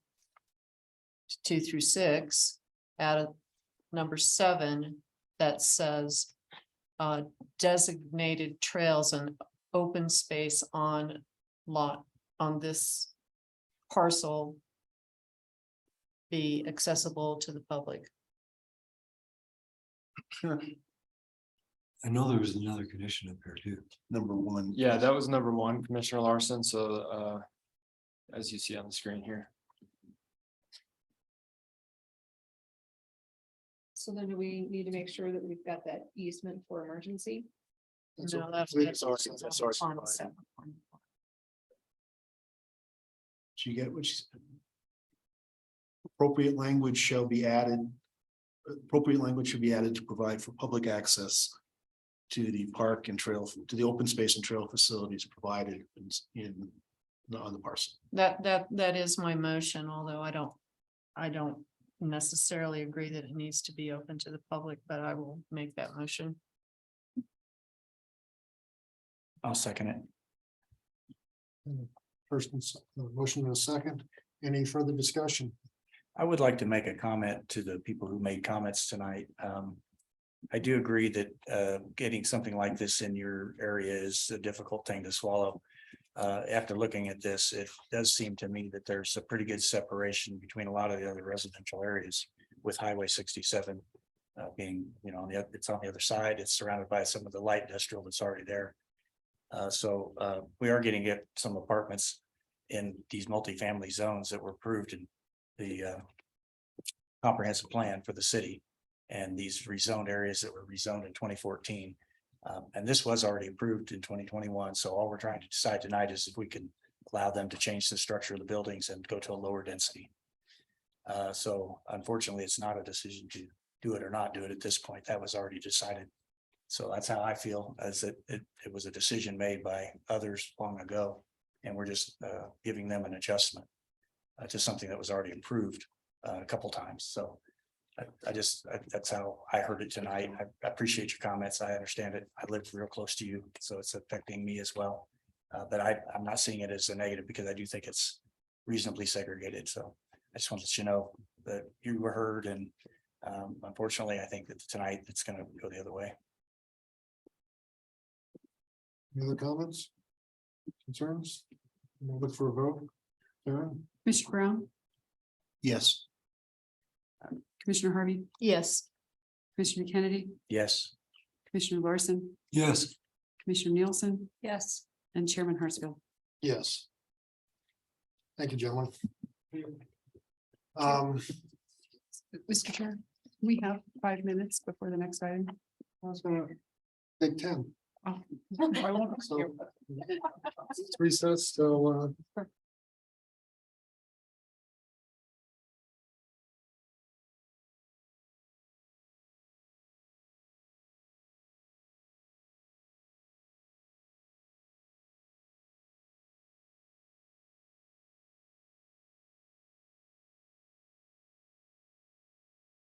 which is POD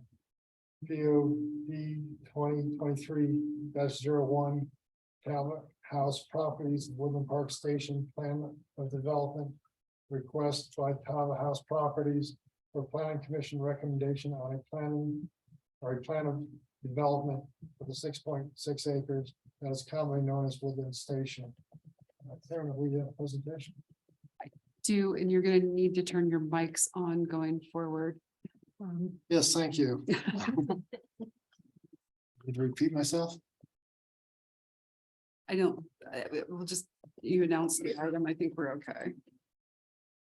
Okay, again, this is new business item number 5A, POD 2023-01 Talbot House Properties with a Park Station Plan of Development. Request for Planning Commission recommendation on plan of development for the property known as Woodland Station. Karen? Yeah, I have a short PowerPoint here. You guys had a fairly comprehensive packet to review. And so your role this evening is to review and make recommendations on this plan of development that's being proposed by Talbot House Properties LLC. And this whole process is spelled out in Colorado statutes, specifically CRS 31-25-8074. And it is subsection B where it specifies your role as review and provide recommendations on the plan of development. It is actually City Council that is going to hold the public hearing. And at that hearing, that's when they need to make findings. And there's basically three findings that they look at. And the first one is that there is a need to take corrective measures in order to halt or prevent deterioration of property values or structures within the plan of development area, or to halt or prevent the growth of blighted areas therein, or any combination thereof. And then there's a third one that says, and further find that the plan will afford maximum opportunity consistent with the sound needs and plans of the municipality as a whole for the development or redevelopment of the plan of development area. And so in your staff report, I included several definitions from this state statute related to downtown development authorities. And those were specifically definitions for blighted area, plan of development, and plan of development area. And you can see from these definitions that there is not a lot of guidance around plan of development, especially in terms of what constitutes a plan of development. It's not in the definition, and there is not another section within the DDA statute that provides additional guidance for what needs to go into a plan of development. So it's pretty broad, and it's probably broad by design to allow for that flexibility and innovation in terms of what could possibly be proposed in some of these areas that are trying to be enhanced and bring value to a community. So the property we're talking about is known as the Woodland Station property. And in the map here on the slide, outlined in red, is the boundary of the subject property. It is bounded on the east by Park Street, a little bit of Saddle Club and Center. And then just to the north there is the Bergstrom Park, and then the Highway 24 as it runs through the downtown area. This other gray block here is where Woodland Hardware was developed. That previously was part of the Woodland Station property. So the DDA adopted a foundation plan in 2002. And then to help support what that plan provided for guidance for developing this area, the Woodland Station Overlay District was established in 2007. The intent of that is orderly redevelopment of this area. And then of importance in this area is appearance and function of the development is to be compatible with any existing structures in the area and the community's general mountain historic environment, and then to be in harmony with the character of Woodland Park. And then I believe it was also in 2007, there was a resolution adopted that provides additional design guidelines within the Woodland Station area here. So the staff report provides all kinds of background information. Part of that is what is the zoning and what's going on in this area. The zoning map here shows the zone districts. The blue is the central business district or our downtown district. And then immediately adjacent is a little bit of urban residential, which is primarily a single family zone. And then there's the Woodland Station Overlay District, which is depicted by this red boundary.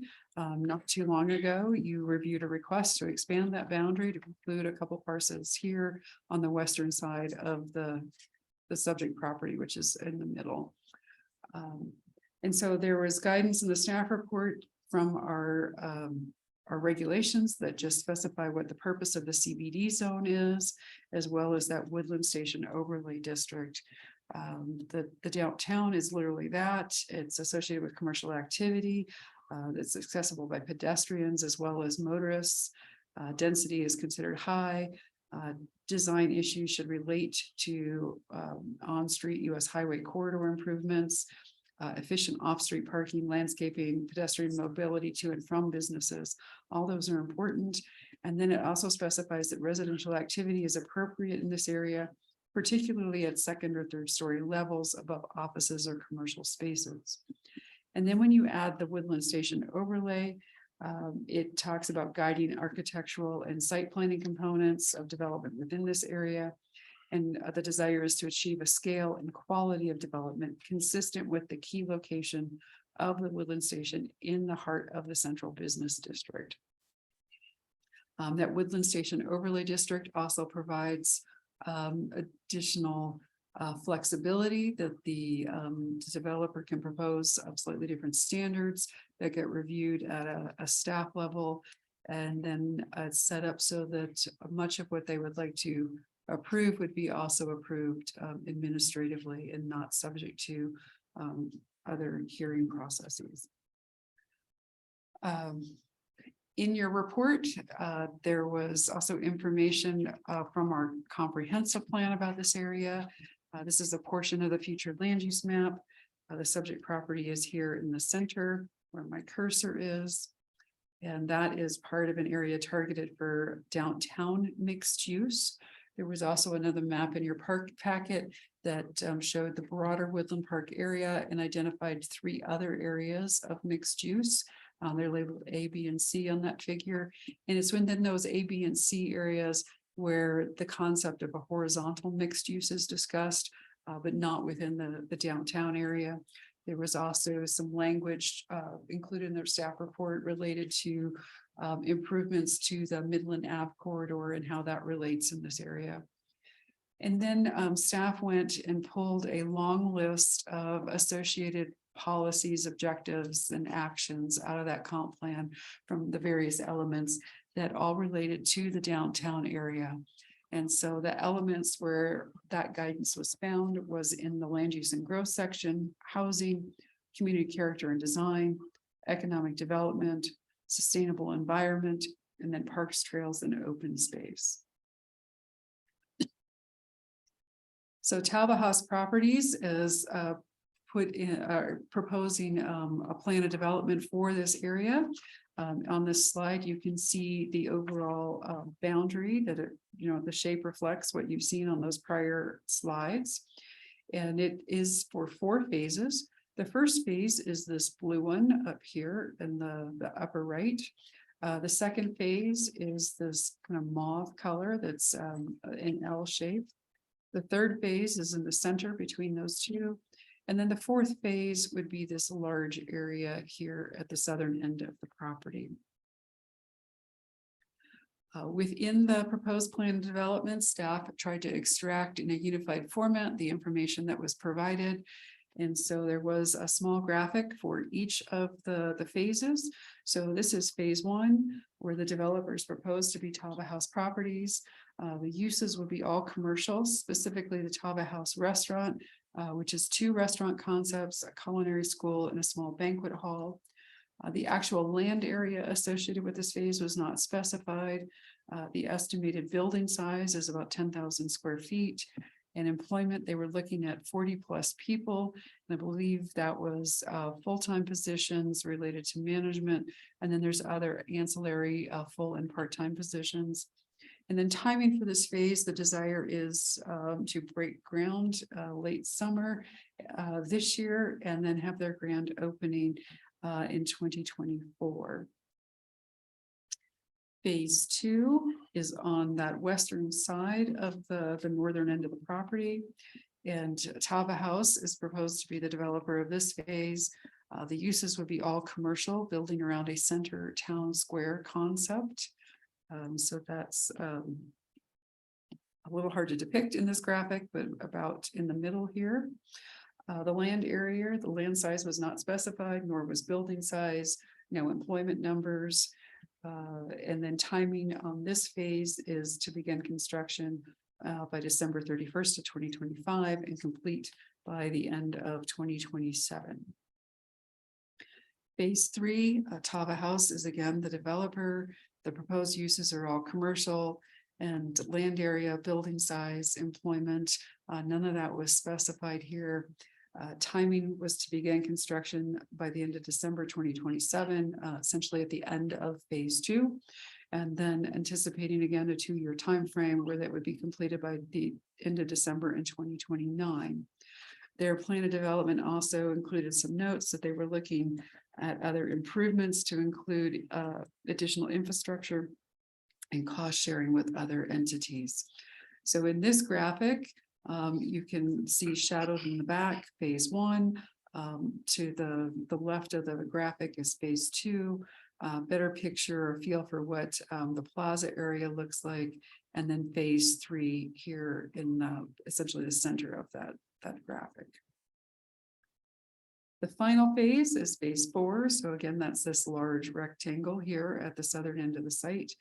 The developer is suggested to be Tava House Properties or their successors and or assignee. Proposed use would be residential with possible commercial to be determined by prevailing market conditions and what finally was developed in phases 1 through 3. Land area, building size, employment numbers were not specified. And the timing is anticipated to begin construction by December 31st of 2030 and roughly 36 months to complete this particular phase. Within the report, there was a list of other considerations and some initial staff comments. Those are all things that really get addressed in detail during subdivision and other site plan review processes. But wanted to just have those out in front of everyone as things that we're going to be looking at. Those include the lot configuration for each of the phases, and then any other additional subdivision that may occur within a phase, whether it's a condominium plat or other land subdivision. There's infrastructure concerns, environmental concerns, then they can talk a little bit more about their currently updating a voluntary compliance program through CDPHE, doing that, updating that assessment that had been done previously. There's site access and circulation considerations that will be looked at. The fact that the primary access into this property is from Highway 24. There's the need for CDOT review and approval, and then possibly improvements that they would require that may very well include changes in signalization or turning lanes. Depending upon where those things get located, that potentially could impact Bergstrom Park. The land uses themselves, you've got very broad categories presented in front of you this evening. So those will get drilled down to in more depth in the future entitlement processes. Parking in general was not discussed in the application, but that's definitely going to be something that needs to be addressed as each of the phases are developed. Architectural design and landscaping will need to be further vetted, as will any types of parks or trails in addition to that central plaza that's talked about. And then there are what I've termed historic assets that would consist of the cog car and I think a few other features there at the northern end of the subject property that they are actually outside the Bergstrom Park. So there is a little bit of overlap there. Also in the report, You know, staff brought forward a couple of questions related to the criteria that city council also ultimately needs to make findings against. With regard to the need for corrective measures to prevent deterioration or prevent growth of the blight. Staff's conclusion was that the foundation plan was adopted in 2002. And since the development of the Woodland Hardware, the subject property has remained unchanged. And since this property is in essentially the same condition as it was in 2002, it seems pretty straightforward to be making that conclusion that those things still apply. The more challenging determination for city council is going to be, does this plan of development afford maximum opportunity consistent with the sound needs and plans of the municipality as a whole? And then as you've seen, the proposed plan is very conceptual, and I guess a primary question would be, does this plan of development provide a clear picture of how the project will meet the vision as depicted within our comprehension plan in terms of what the community told us they would like to see in this particular area? So the final recommendation here this evening from staff is, should the planning commission find that the 2023 Tava House Properties Woodland Station Plan of Development for the 6.33 acre parcel that is commonly known as Woodland Station, located at 201 Saddle Club Ave, has met the following criteria, and those I've listed before, that came straight from statute. In that case, the planning commission should recommend city council adopt a resolution approving and adopting the 2023 Tava House Properties Woodland Station Plan of Development. So that's what I have for you by way of foundational information for your review and recommendation this evening. Thank you, Karen. I think we'd open up the commission. Any questions for staff at this point? What has been presented or received in our package? I actually had a question just as to really what a plan of development is, and we've already seen the statutory language on it. I did a little looking on the internet to see what other Colorado cities with downtown development authorities, and found a number of them have their plan of development on the website. The plan of development for all of them tends to be something describing the whole downtown area, the sorts of attributes they're looking for. We want to have appropriate parking, we want to have appropriate accessibility, we want to have appropriate design, et cetera. Look just like the foundation plan for Woodland Park Downtown Development Authority.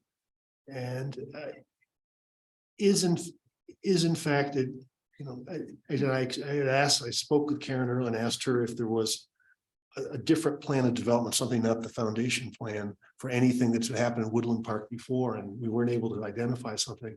I'm trying to understand, what is it we need as far as any specific reference to this particular site to even go ahead? I mean, if the foundation plan recognizes something like this, can we just declare that's the plan of development and there's no further question? Or are we supposed to show some sort of expertise and knowledge about this particular development and say we recommend the city council, they should go ahead with it or not?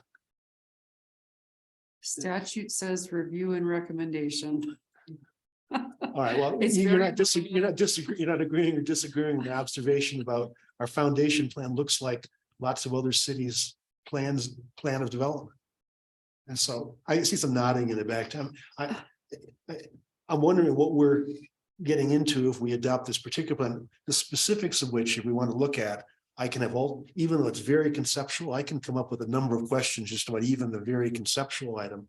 It may well work well, it may be a good plan, but I don't have expertise on the Tava House plan, what the discussions have been, what proposed contracts there may be, what commitments there may or may not be and such, in order to say that this is really the DDA spent a lot of time on it. I'm sure they're making a good recommendation, but I don't have the background to know to validate that. In your packet, we did include the foundation plan for this area. Yeah, at one point Nina and I had a conversation about the plan of development itself and possibly this being considered an amendment to that plan. But that's not addressed in statute in that particular way. Within those specific terms. There's not a lot to go on with this. There really isn't. So under review and recommendation, you've got guidance in the city's comprehensive plan. And then there's ultimately regulations and municipal code that needs to be met with subsequent review or development applications that would actually bring this to life. I don't know, and it's ultimately city council that holds the actual public hearing. So it's pretty open in terms of what type of commentary you all would like to provide to even the developer at this point or city council for their consideration as this project continues to go forward. So I have a question and trying to figure out some of this. So sorry if it's a repeat, but we already have a downtown development plan in place. A foundation plan. Foundation plan that everybody is already going along with. Everybody's kind of doing everything. So what's the difference? Is it just because this is not developed? That we need to make special considerations for just this plot of land? Or is this something that we're going to need to grandfather in other places in case there's something else that needs to be developed? I'm just trying to figure out why it's just this spot. Because this is the parcel that the DDA is contemplating conveying to Okay. Tava House Properties to actually develop. Right. So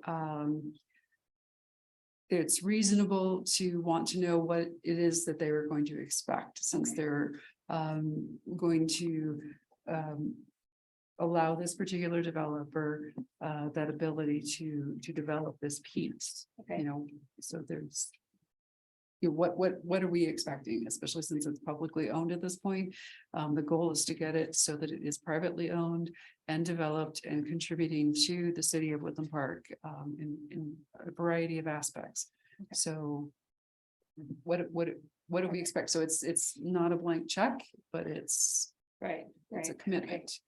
okay. Yeah, that's what I was trying to figure out. I'm like, well, I have a So schedule. my first comment just in reviewing this was it's 4 phases over what I consider a fairly substantial length of time and the entire 6.63 acres would be conveyed at the beginning. That way the Tava House could proceed on the development as a whole. But I would want some provisions in there for if they do not progress in a timely manner, that those rights for that additional phase 1 or 2, 3, and 4 properties would fall back to the DDA. Presumably they have such I think things. that's the but case, but Right. that would be That- something that, where do we see that, that kind of thing. That was an example, That's the but I kind saying of the thing stuff as a I don't. planning I don't commissioner, know I'm about. saying.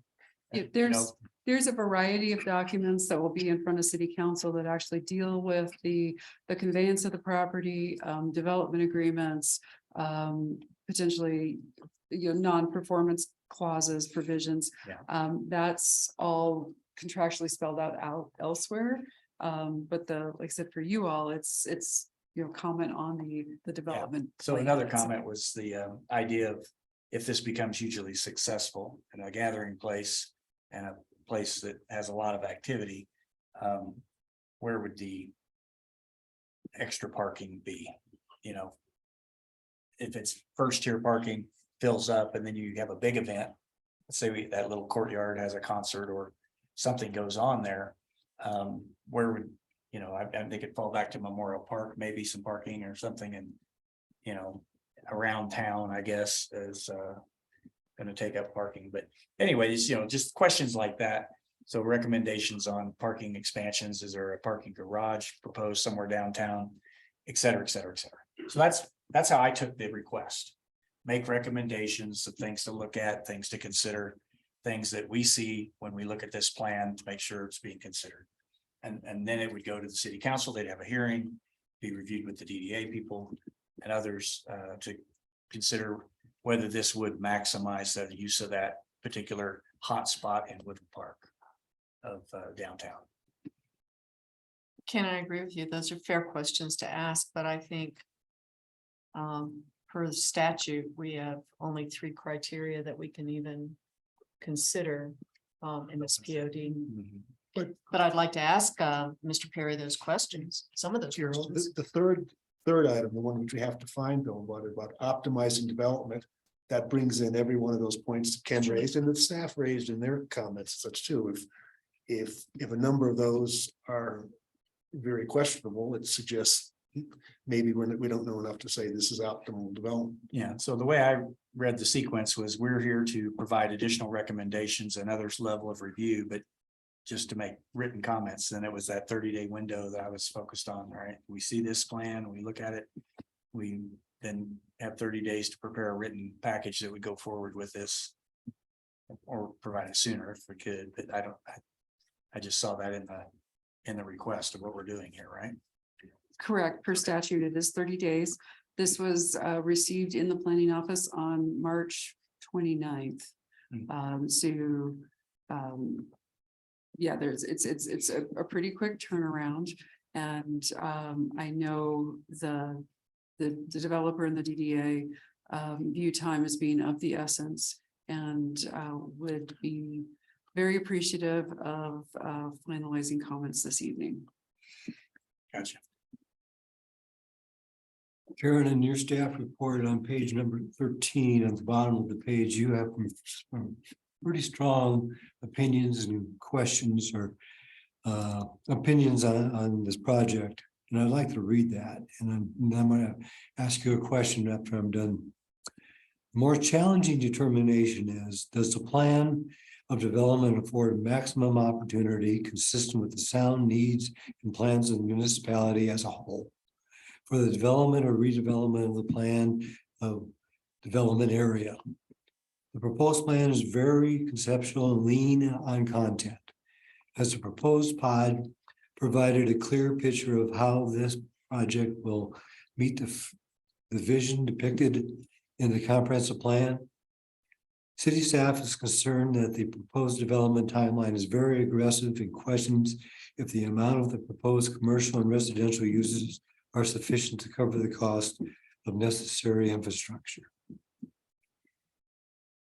Question is, do you feel comfortable if we would make a recommendation tonight that the concerns that you expressed earlier in the staff report can be addressed adequately through the preliminary plat and final plat process?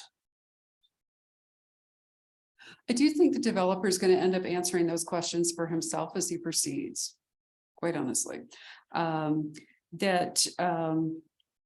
Once they really start diving into the development costs and sorting that out, I think that will help their vision and plan mature in terms of exactly what do we need for square footage, what do these phases start to look like. So this really is quite preliminary. I took my job as just needing to flag that for everybody. And that's all that was mostly to ask those kind of questions and I guess partly reassure everyone that this really was looked at. But recognizing at the end of the day, it is the developer's responsibility, and the city is putting together contracts to make sure that we have recourse if they're not able to perform. So the answer is yes. To what was the question? The process of reviewing a preliminary plat and the final plat. Yes. Plus the additional agreements that you just mentioned just right now, agreements and contracts and coming together can address all the other concerns that you initially addressed in the staff report. That is my understanding that those documents and the process will finish help vetting all of that. Yeah. Okay. The second concern that I have is that I know that we're making a recommendation based upon a Colorado statute provision. But at the same time, as we look at how we make this recommendation, there is a use that's proposed for phase 4 that talks about residential use. that is in direct conflict with code provisions dealing with the Woodland Station overlay district, in which it talks about how residential development should be integrated in conjunction with commercial properties. And that does not echo at all in what I see with the proposal from the applicant or how it's addressed in the staff report. So I'm very concerned about making a recommendation for something that violates the existing code provision for that residential. I think Mr. Perry will be able to address that, but I think when we had this discussion a month or so ago about residential development there, it is possible to do townhomes and condominiums. Mhm. The discussion we had is whether or not, well, single family for sure, but that the overlay now doesn't, when it talks about mixed use, it's mixed use with commercial on ground floor and residential above. Very But- specific. But the overlay does provide for condominiums and Oh, yeah. No, townhomes. no doubt about that. It was just the mixed use application of buildings and structures. The way I look at this, though, is that what we're really doing is giving them the jump start, giving them the go ahead to start phase one. Realistically, 2, 3, and 4 may be very aspirational at this point. And I would offer that in terms of like review and make recommendation, the comment that you had just now, Commissioner Larson, that the current proposed phase 4 is in direct conflict with the current zoning. That would be a reasonable conflict to just flag and pass back. And I'm actually starting a Word document here to help record what you may wish to send back to City Council. Okay. Comments, questions at this point? See, we do have Mr. Perry in the audience and it's like he, come on up, Tony. I'll try to be succinct because I've been real tired. First, Commissioner Larson, I guess I would disagree. What's in the very simple aspirational development plan is just residential. They're not proposing single family residence. So residential is allowed in the overlay district and it's not defined right now. So if in the future they did get to residential, it would have to meet all requirements of the city, or they would have to work to amend it. That's my opinion. Okay. The comprehensive plan, I agree, is aspirational, but I'm not talking about the I'm talking about this submittal, the 5-page developmental plan. So I'm talking about the Woodland Station overlay district. Right. Which is a part of our city code. Right. It's not aspirational. Right. And it says, you know. But they're just, residential shall be incorporated. they just said residential, which residential is allowed in the overlay district. As Commissioner Harvey just said, if they choose townhomes or condominiums. So that's a little bit down the line. I guess I wanted to give Commissioner Brown a little bit of cover, because I don't think it's part of what you're contemplating tonight. It's city council is going to have a tough decision to contemplate this, but basically there's a contract for the property itself. And the question that's going to come up at council and contemplated there is the question of fair value, which is a whole other discussion. In addition, and we were supposed to close on this, we be in the DDA with Tava last August, and it's drug out this long primarily because we had to go through this legal process to make sure we were checking every box, crossing every T, dotting every I. The second document is an addendum to that contract, which lays out phase 1 through 4 with money penalties for non-performance on those phases. Okay, so that's the addendum to the contract. On top of that, Tava House Properties agreed to a performance deed of trust, which is essentially a document that if they truly don't perform, it makes calling back that property for the citizens even easier than a typical foreclosure situation. So those 3 legal documents are really the contract. I think what you're contemplating tonight, based on my understanding of talking to the attorney, is ad nauseum, is essentially in 2009, there was a development and disposition agreement that was amended to allow for Woodland Hardware. It was amended, I think, again in 2019 for something I don't recall off the top of my head. So this is just a 2023 version, basically saying that, especially phase one, because I think Commissioner Harvey is correct, that what we do know is they want to put shovel in the dirt on the restaurants and the event area right away. And they have performance clauses on the second, third, and fourth phase. So what you're really contemplating is the development agreement revision reasonable according to those three criteria that Planner Schmieke laid out. So that's really what you're contemplating. Delaying it for 30 days. I think Tava House Properties, the DDA, would prefer you to vote no and not recommend to City Council versus delaying for 30 days. Or vote yes, preferably, and put it in the hands of City Council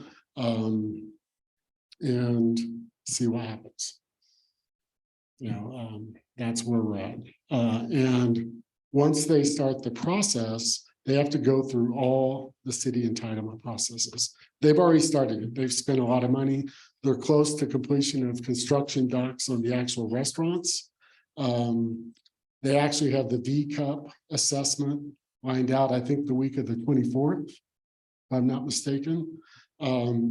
They actually agreed in a meeting with the city today to also pay for a drill hole on the property that's owned by the city. That's an adjacent lot next to Woodland Station. The city owns a little piece of property there just to the southeast of Vectra that nothing can be built on it because of the infrastructure underneath.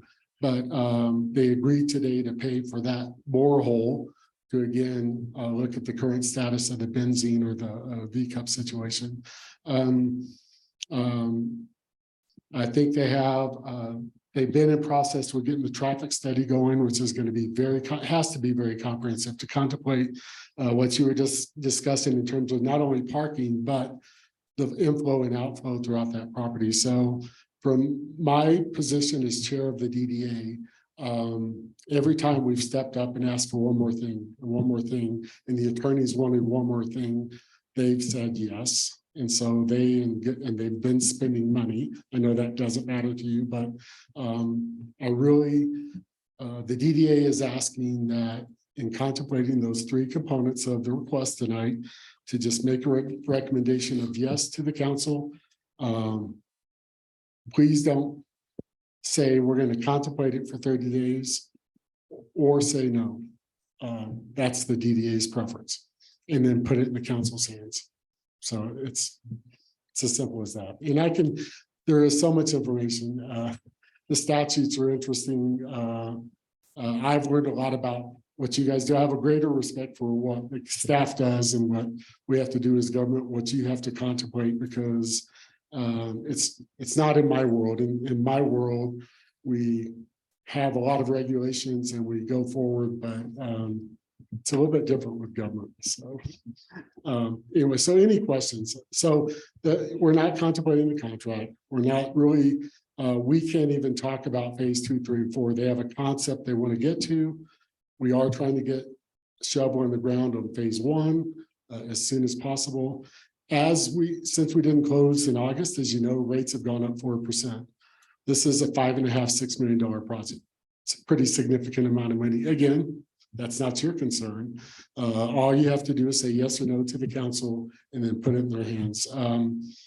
The other board members are very frustrated that it's taken this long. I'm very frustrated that it's taken this long, but one of our DDA board members, Gamelki, got kind of a little terse at the last meeting, was like, why isn't this done? And I turned to him, I said, because we are government. So that's reality. But I think Tava has done everything they've been asked. They've agreed to stuff that is beyond my risk tolerance as an investor, frankly. But that's what they do. All the investors are local. They're ready to go. This property is set idle pretty much for 20 years.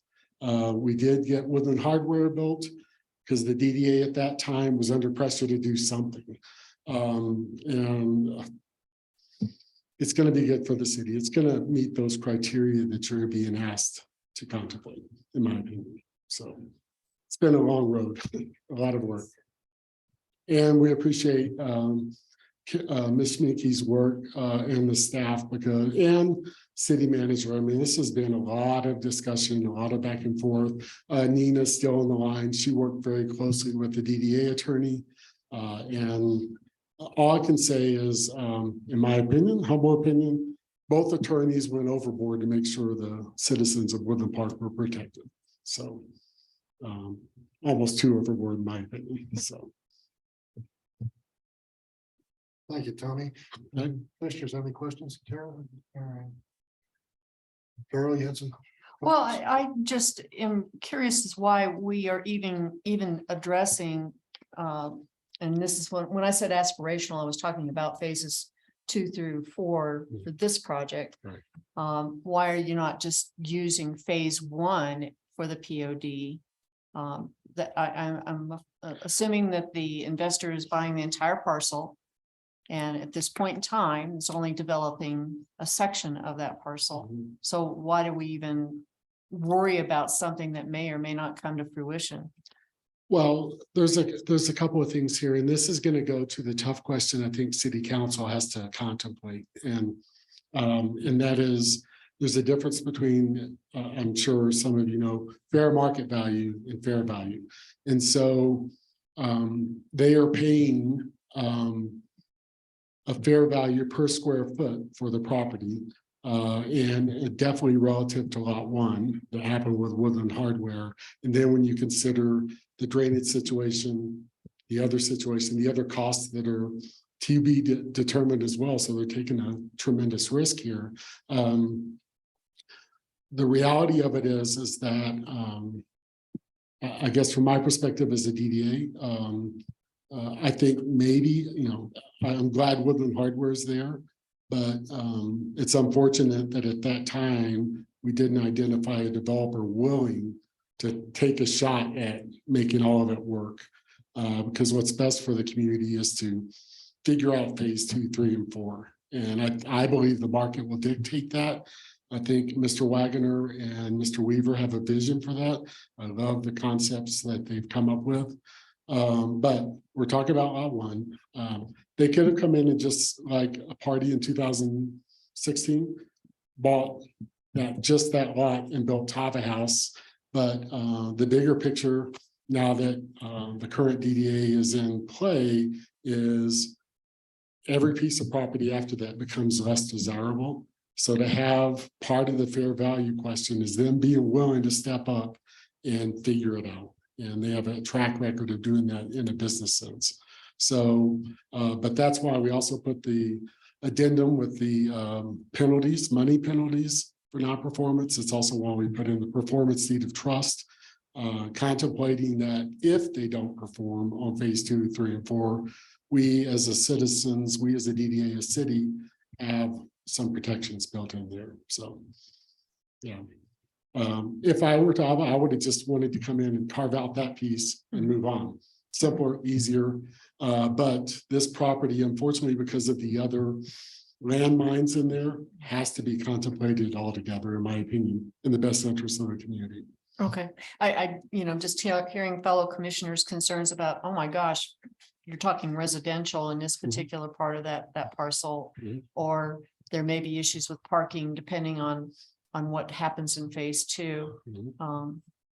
But in that context, it makes sense. Thank you. Thank you.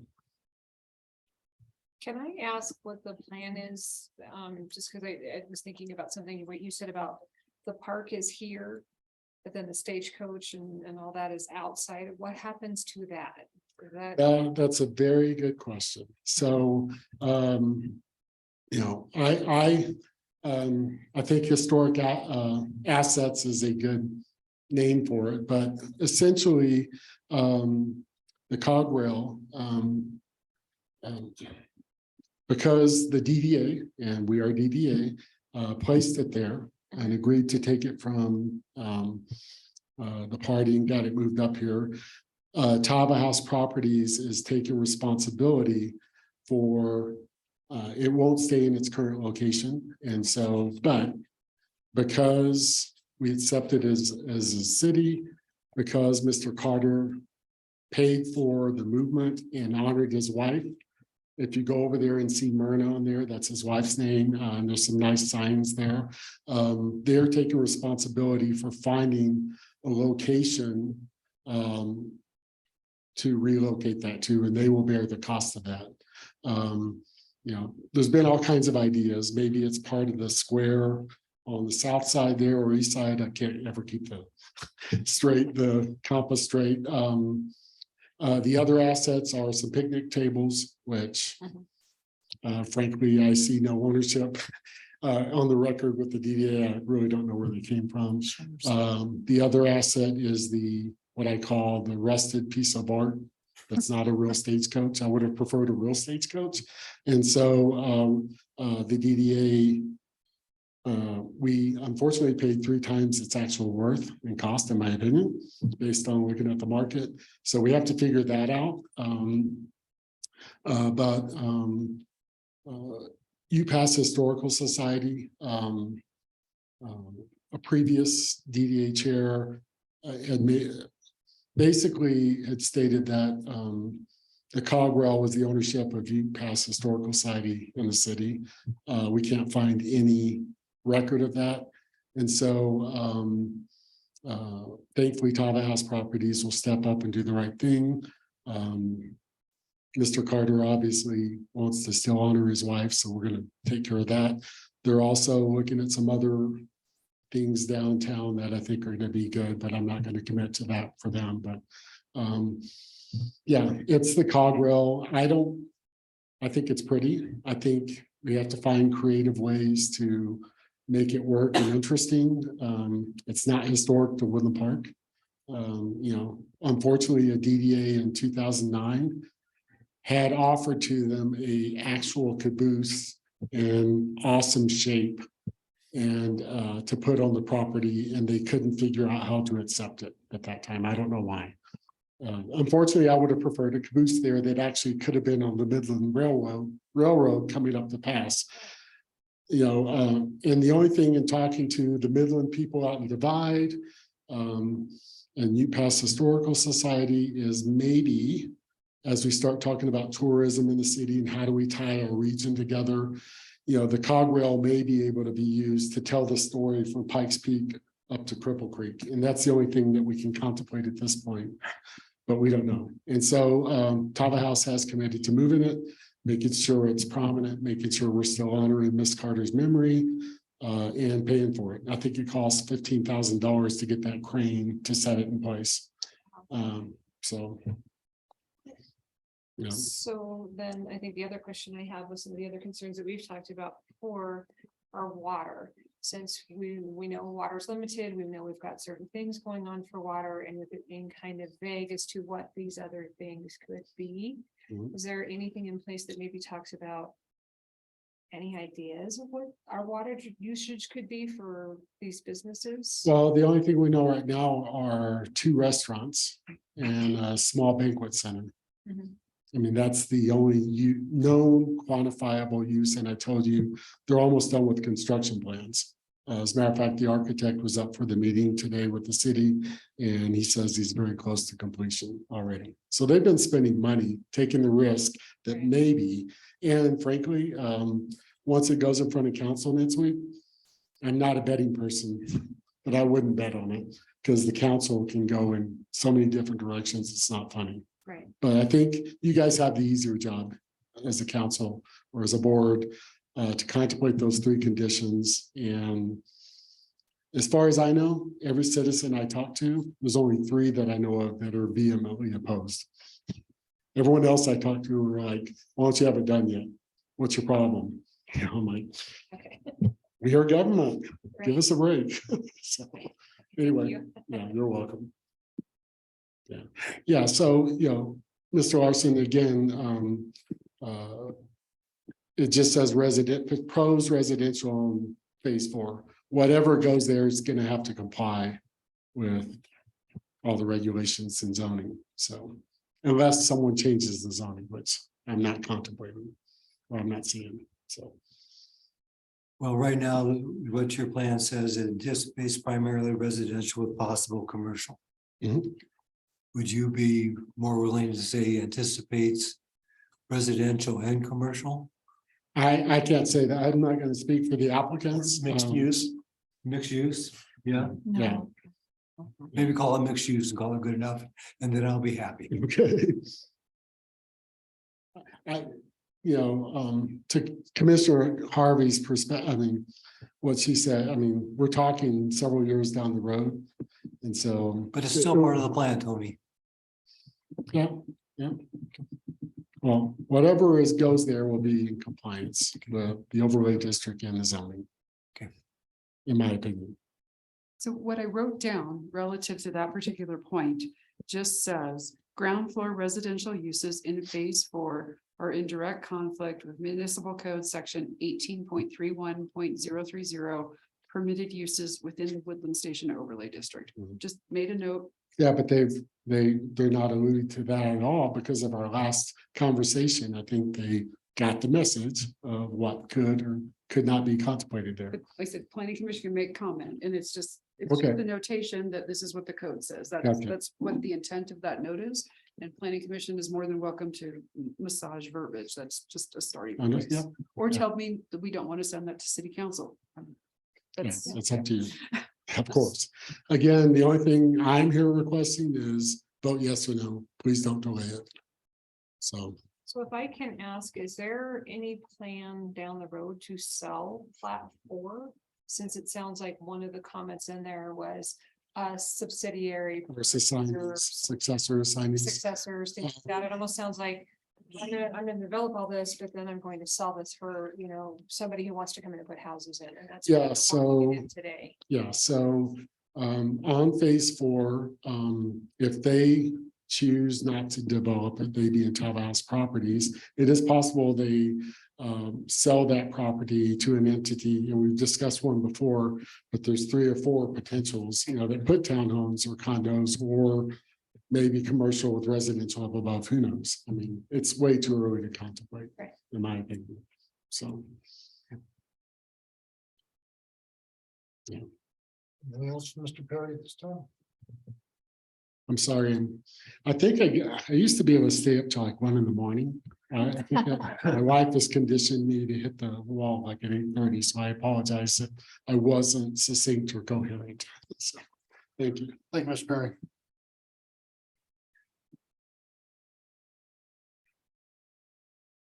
So I guess we have the 3 criteria we're supposed to kind of overlook the first 2 as far as the blighted areas and prevent deterioration. I think that's consistent with, I don't have any concerns with those 2 conditions as being justified moving forward with those. I think it's on the 3rd, and my concerns are vagueness of phase 2, 3, and 4, particularly 4, the residential, echoing what Mr. Larson's voiced tonight.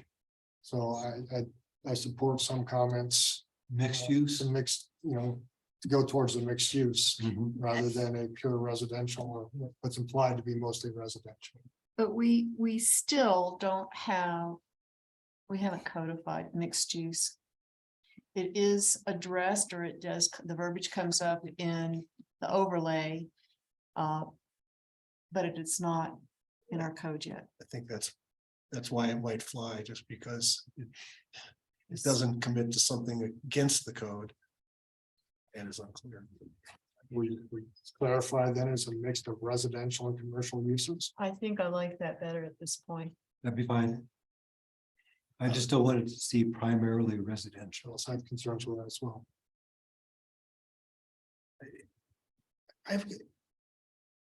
This is important. This is important to the city.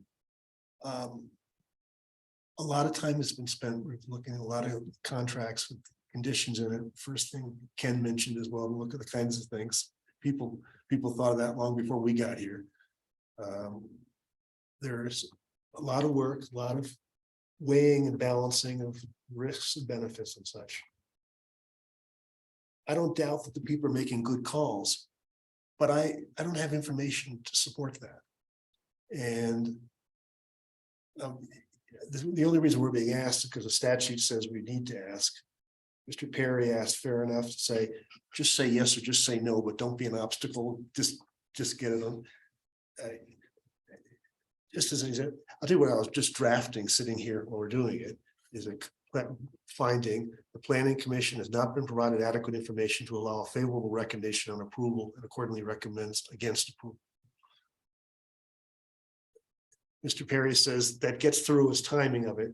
It's not negative. In fact, I'm positive on it, I think, but I'm positive on it because I trust Mr. Perry. I trust the fact a lot of good people have been working hard on it, but I don't have any independent knowledge, and it doesn't make sense for me and for everybody else on the commission to be provided copies of all the documents and then try and evaluate it and review them ourselves. I see it a little differently. I see it as, we're provided all the documents to see if we have any recommendations. Not to approve or recommend approval or not approval, but just recommendations regarding the plan of development. But two things, number one, we haven't provided any documents. But the second thing is very minimal. The second, we can, of course, we can make comments about what was provided, but in fact, we haven't asked for approval or disapproval. That's exactly what that's exactly what the statutory language. We can was. pass it to approve, no recommendations to the city council. Pardon? Review and comment is your role. Yeah. Your comments would be. I mean, so we can include your comment, just as you stated it. That based on what I know of this, and I trust the DDA, but I don't have sufficient information to make a recommendation about this plan for item 3. We're okay with item 1 and item 2, but for item 3, that's outside of what we feel we have enough information to make a recommendation on. Actually, as the comments are made too, I would even. Planning Commission not provided adequate information to allow a favorable recommendation on approval. We can add, however, we have noted, we note the following. And people can put a list of as many things as they want to put. One of them. The purpose, subject of, purpose of phase 4. Phase And 4. There could be other ones. I'm not sure we've got enough time to develop a good list, but. Okay. Moving it. Can I, would it be possible to go back and ask another question, Mr. Perry, really quickly? Is that out of, sorry. This is not a formal. Right. A full public hearing. He's checking Yes. the box there. Yeah. Yes, ma'am. I'll keep it short. So I was just curious, going back to phase 4 then. I know that there are penalties in line, and I know that you guys have, put some nice stringent things in there if they should default. My question is if that happened, would that still happen or carry on if they gave it to a subsidiary, to a partner, to another? Do those penalties then carry on to that other phase? Or is it, hey, we've sold it, we gave it to this guy did this, we no longer have a part of it, it's his problem if he doesn't develop it? Yeah, so that's a great question. Okay. Yeah, I would have to, we've looked at these contracts so much. Assessor or assigns, I would expect that any party that acquires has to abide by the performance deed. And the addendum to the contract. Would you perceive that, Mark? Yeah. You want? Yeah. Sorry, just That is a we were great talking about question. recommendations, so I didn't know if that we needed to add That to is a that. good question. Okay, So let's think about that. So. We acquire the property and we have, Tava House Properties has all these. Default language and penalties. right. So we don't follow through on phase 2. So those kick in. It goes back to the DDA. Then they must convey it with those kind of provisions. They'd have to do that. Okay. So that new buyer, that new owner for phases 2, 3, and 4, if they don't follow through, those provisions would kick in on them. Right. So that's what would happen is we don't do phase 4. Then they convey it, they get it back, they convey it with that kind of provision. But if we assign it, I see where the catch is. If we assign it to somebody else to develop it, we'd have to sign it with those provisions. Okay. Yeah. We'll ask the attorney. Yeah. Yeah, we'll ask the attorney before, because that's a great question before they get to council. Yeah, 'Cause that's- just because. I don't want, I'm not an attorney thing. Can I jump in? Can I jump in? Oh, she is the attorney, speaking of which. Yeah, so I wrote, ask Marcus and ask the, Paul Kloster to forward you the red line of the development agreement that I just sent. I made sure there's, many, clawbacks and protections for the city, and it's very clear the document is recorded onto the property and it relates to any future owners to follow through with those obligations. So we're definitely protecting. I'm not sure if it has to be in this. I mean, the planning commission can mention it, but it's on a separate item in front of council on the 20th. The agenda has already been released and you could see the document as of today. It's on the line, I think. So there's going to be two resolutions on for next week's city council agenda. One is this plan of development and the other is approving the conveyance and the development agreement, which covers all of that. Okay, I just didn't know if we needed to make that another recommendation going forward, that maybe somebody look at that, but if it's covered, I'm good. I just. You can, it can't hurt just to let council know your feelings. I just wanted to let you know that the attorneys are trying to protect everybody. Yeah, thank you, Nina.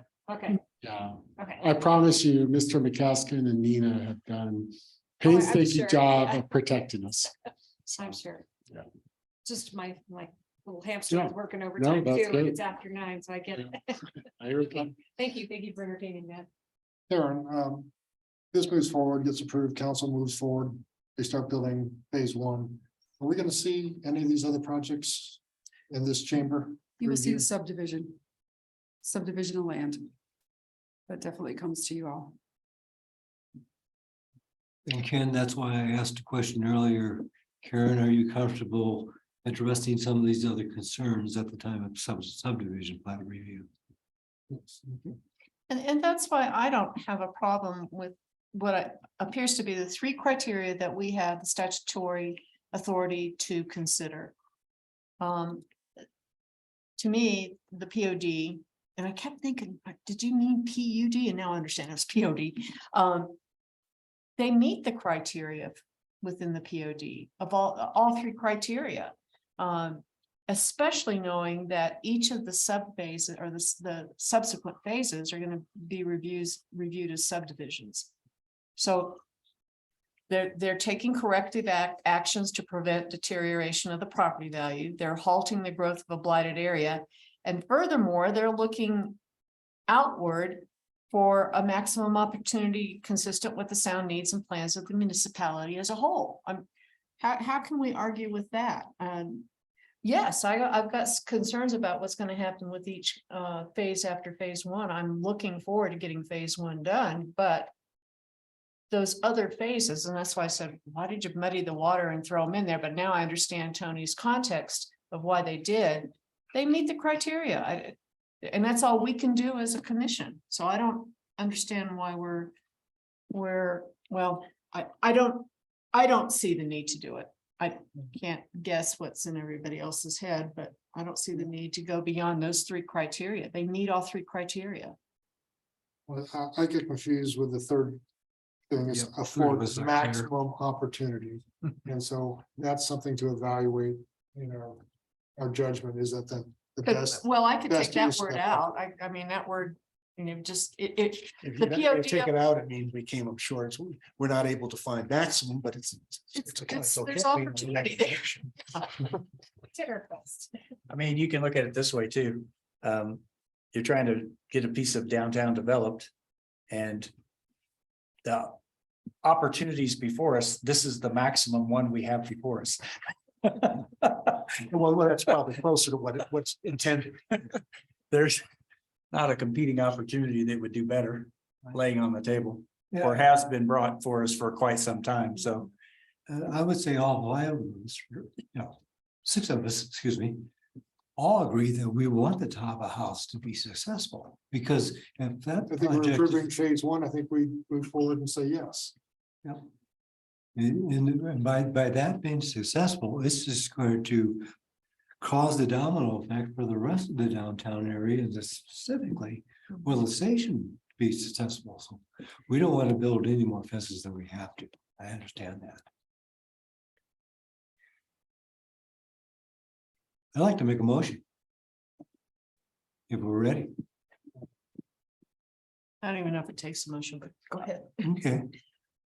I move that the planning commission recommend to the city council adoption of a resolution approving and adopting the 2023 Tava House Woodland Station Plan of Development POD based upon meeting the criteria found in CRS 31-25-8074-3 and finds that the plan will afford maximum opportunity consistent with the sound needs and the plans of the city of Villa Park as a whole for the development of the 2023 Tava House Woodland Station Plan of Development Area. Second.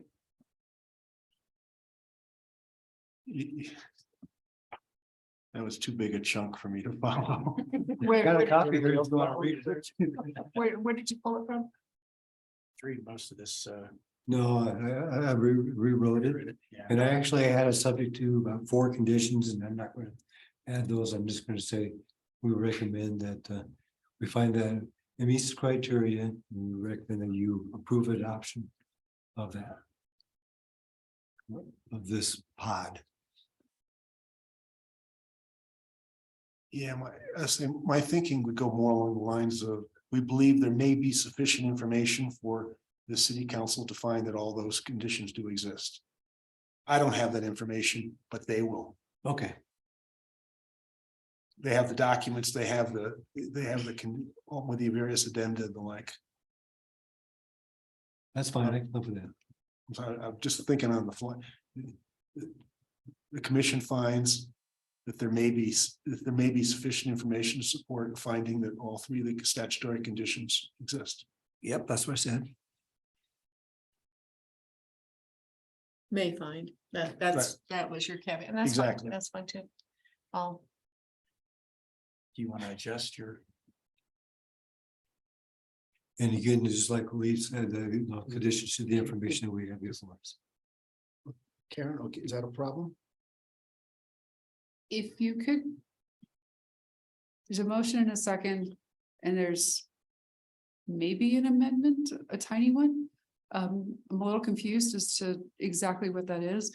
So procedurally. Larry should amend his Yeah. motion. Yeah, I'll withdraw my second. Go ahead and read.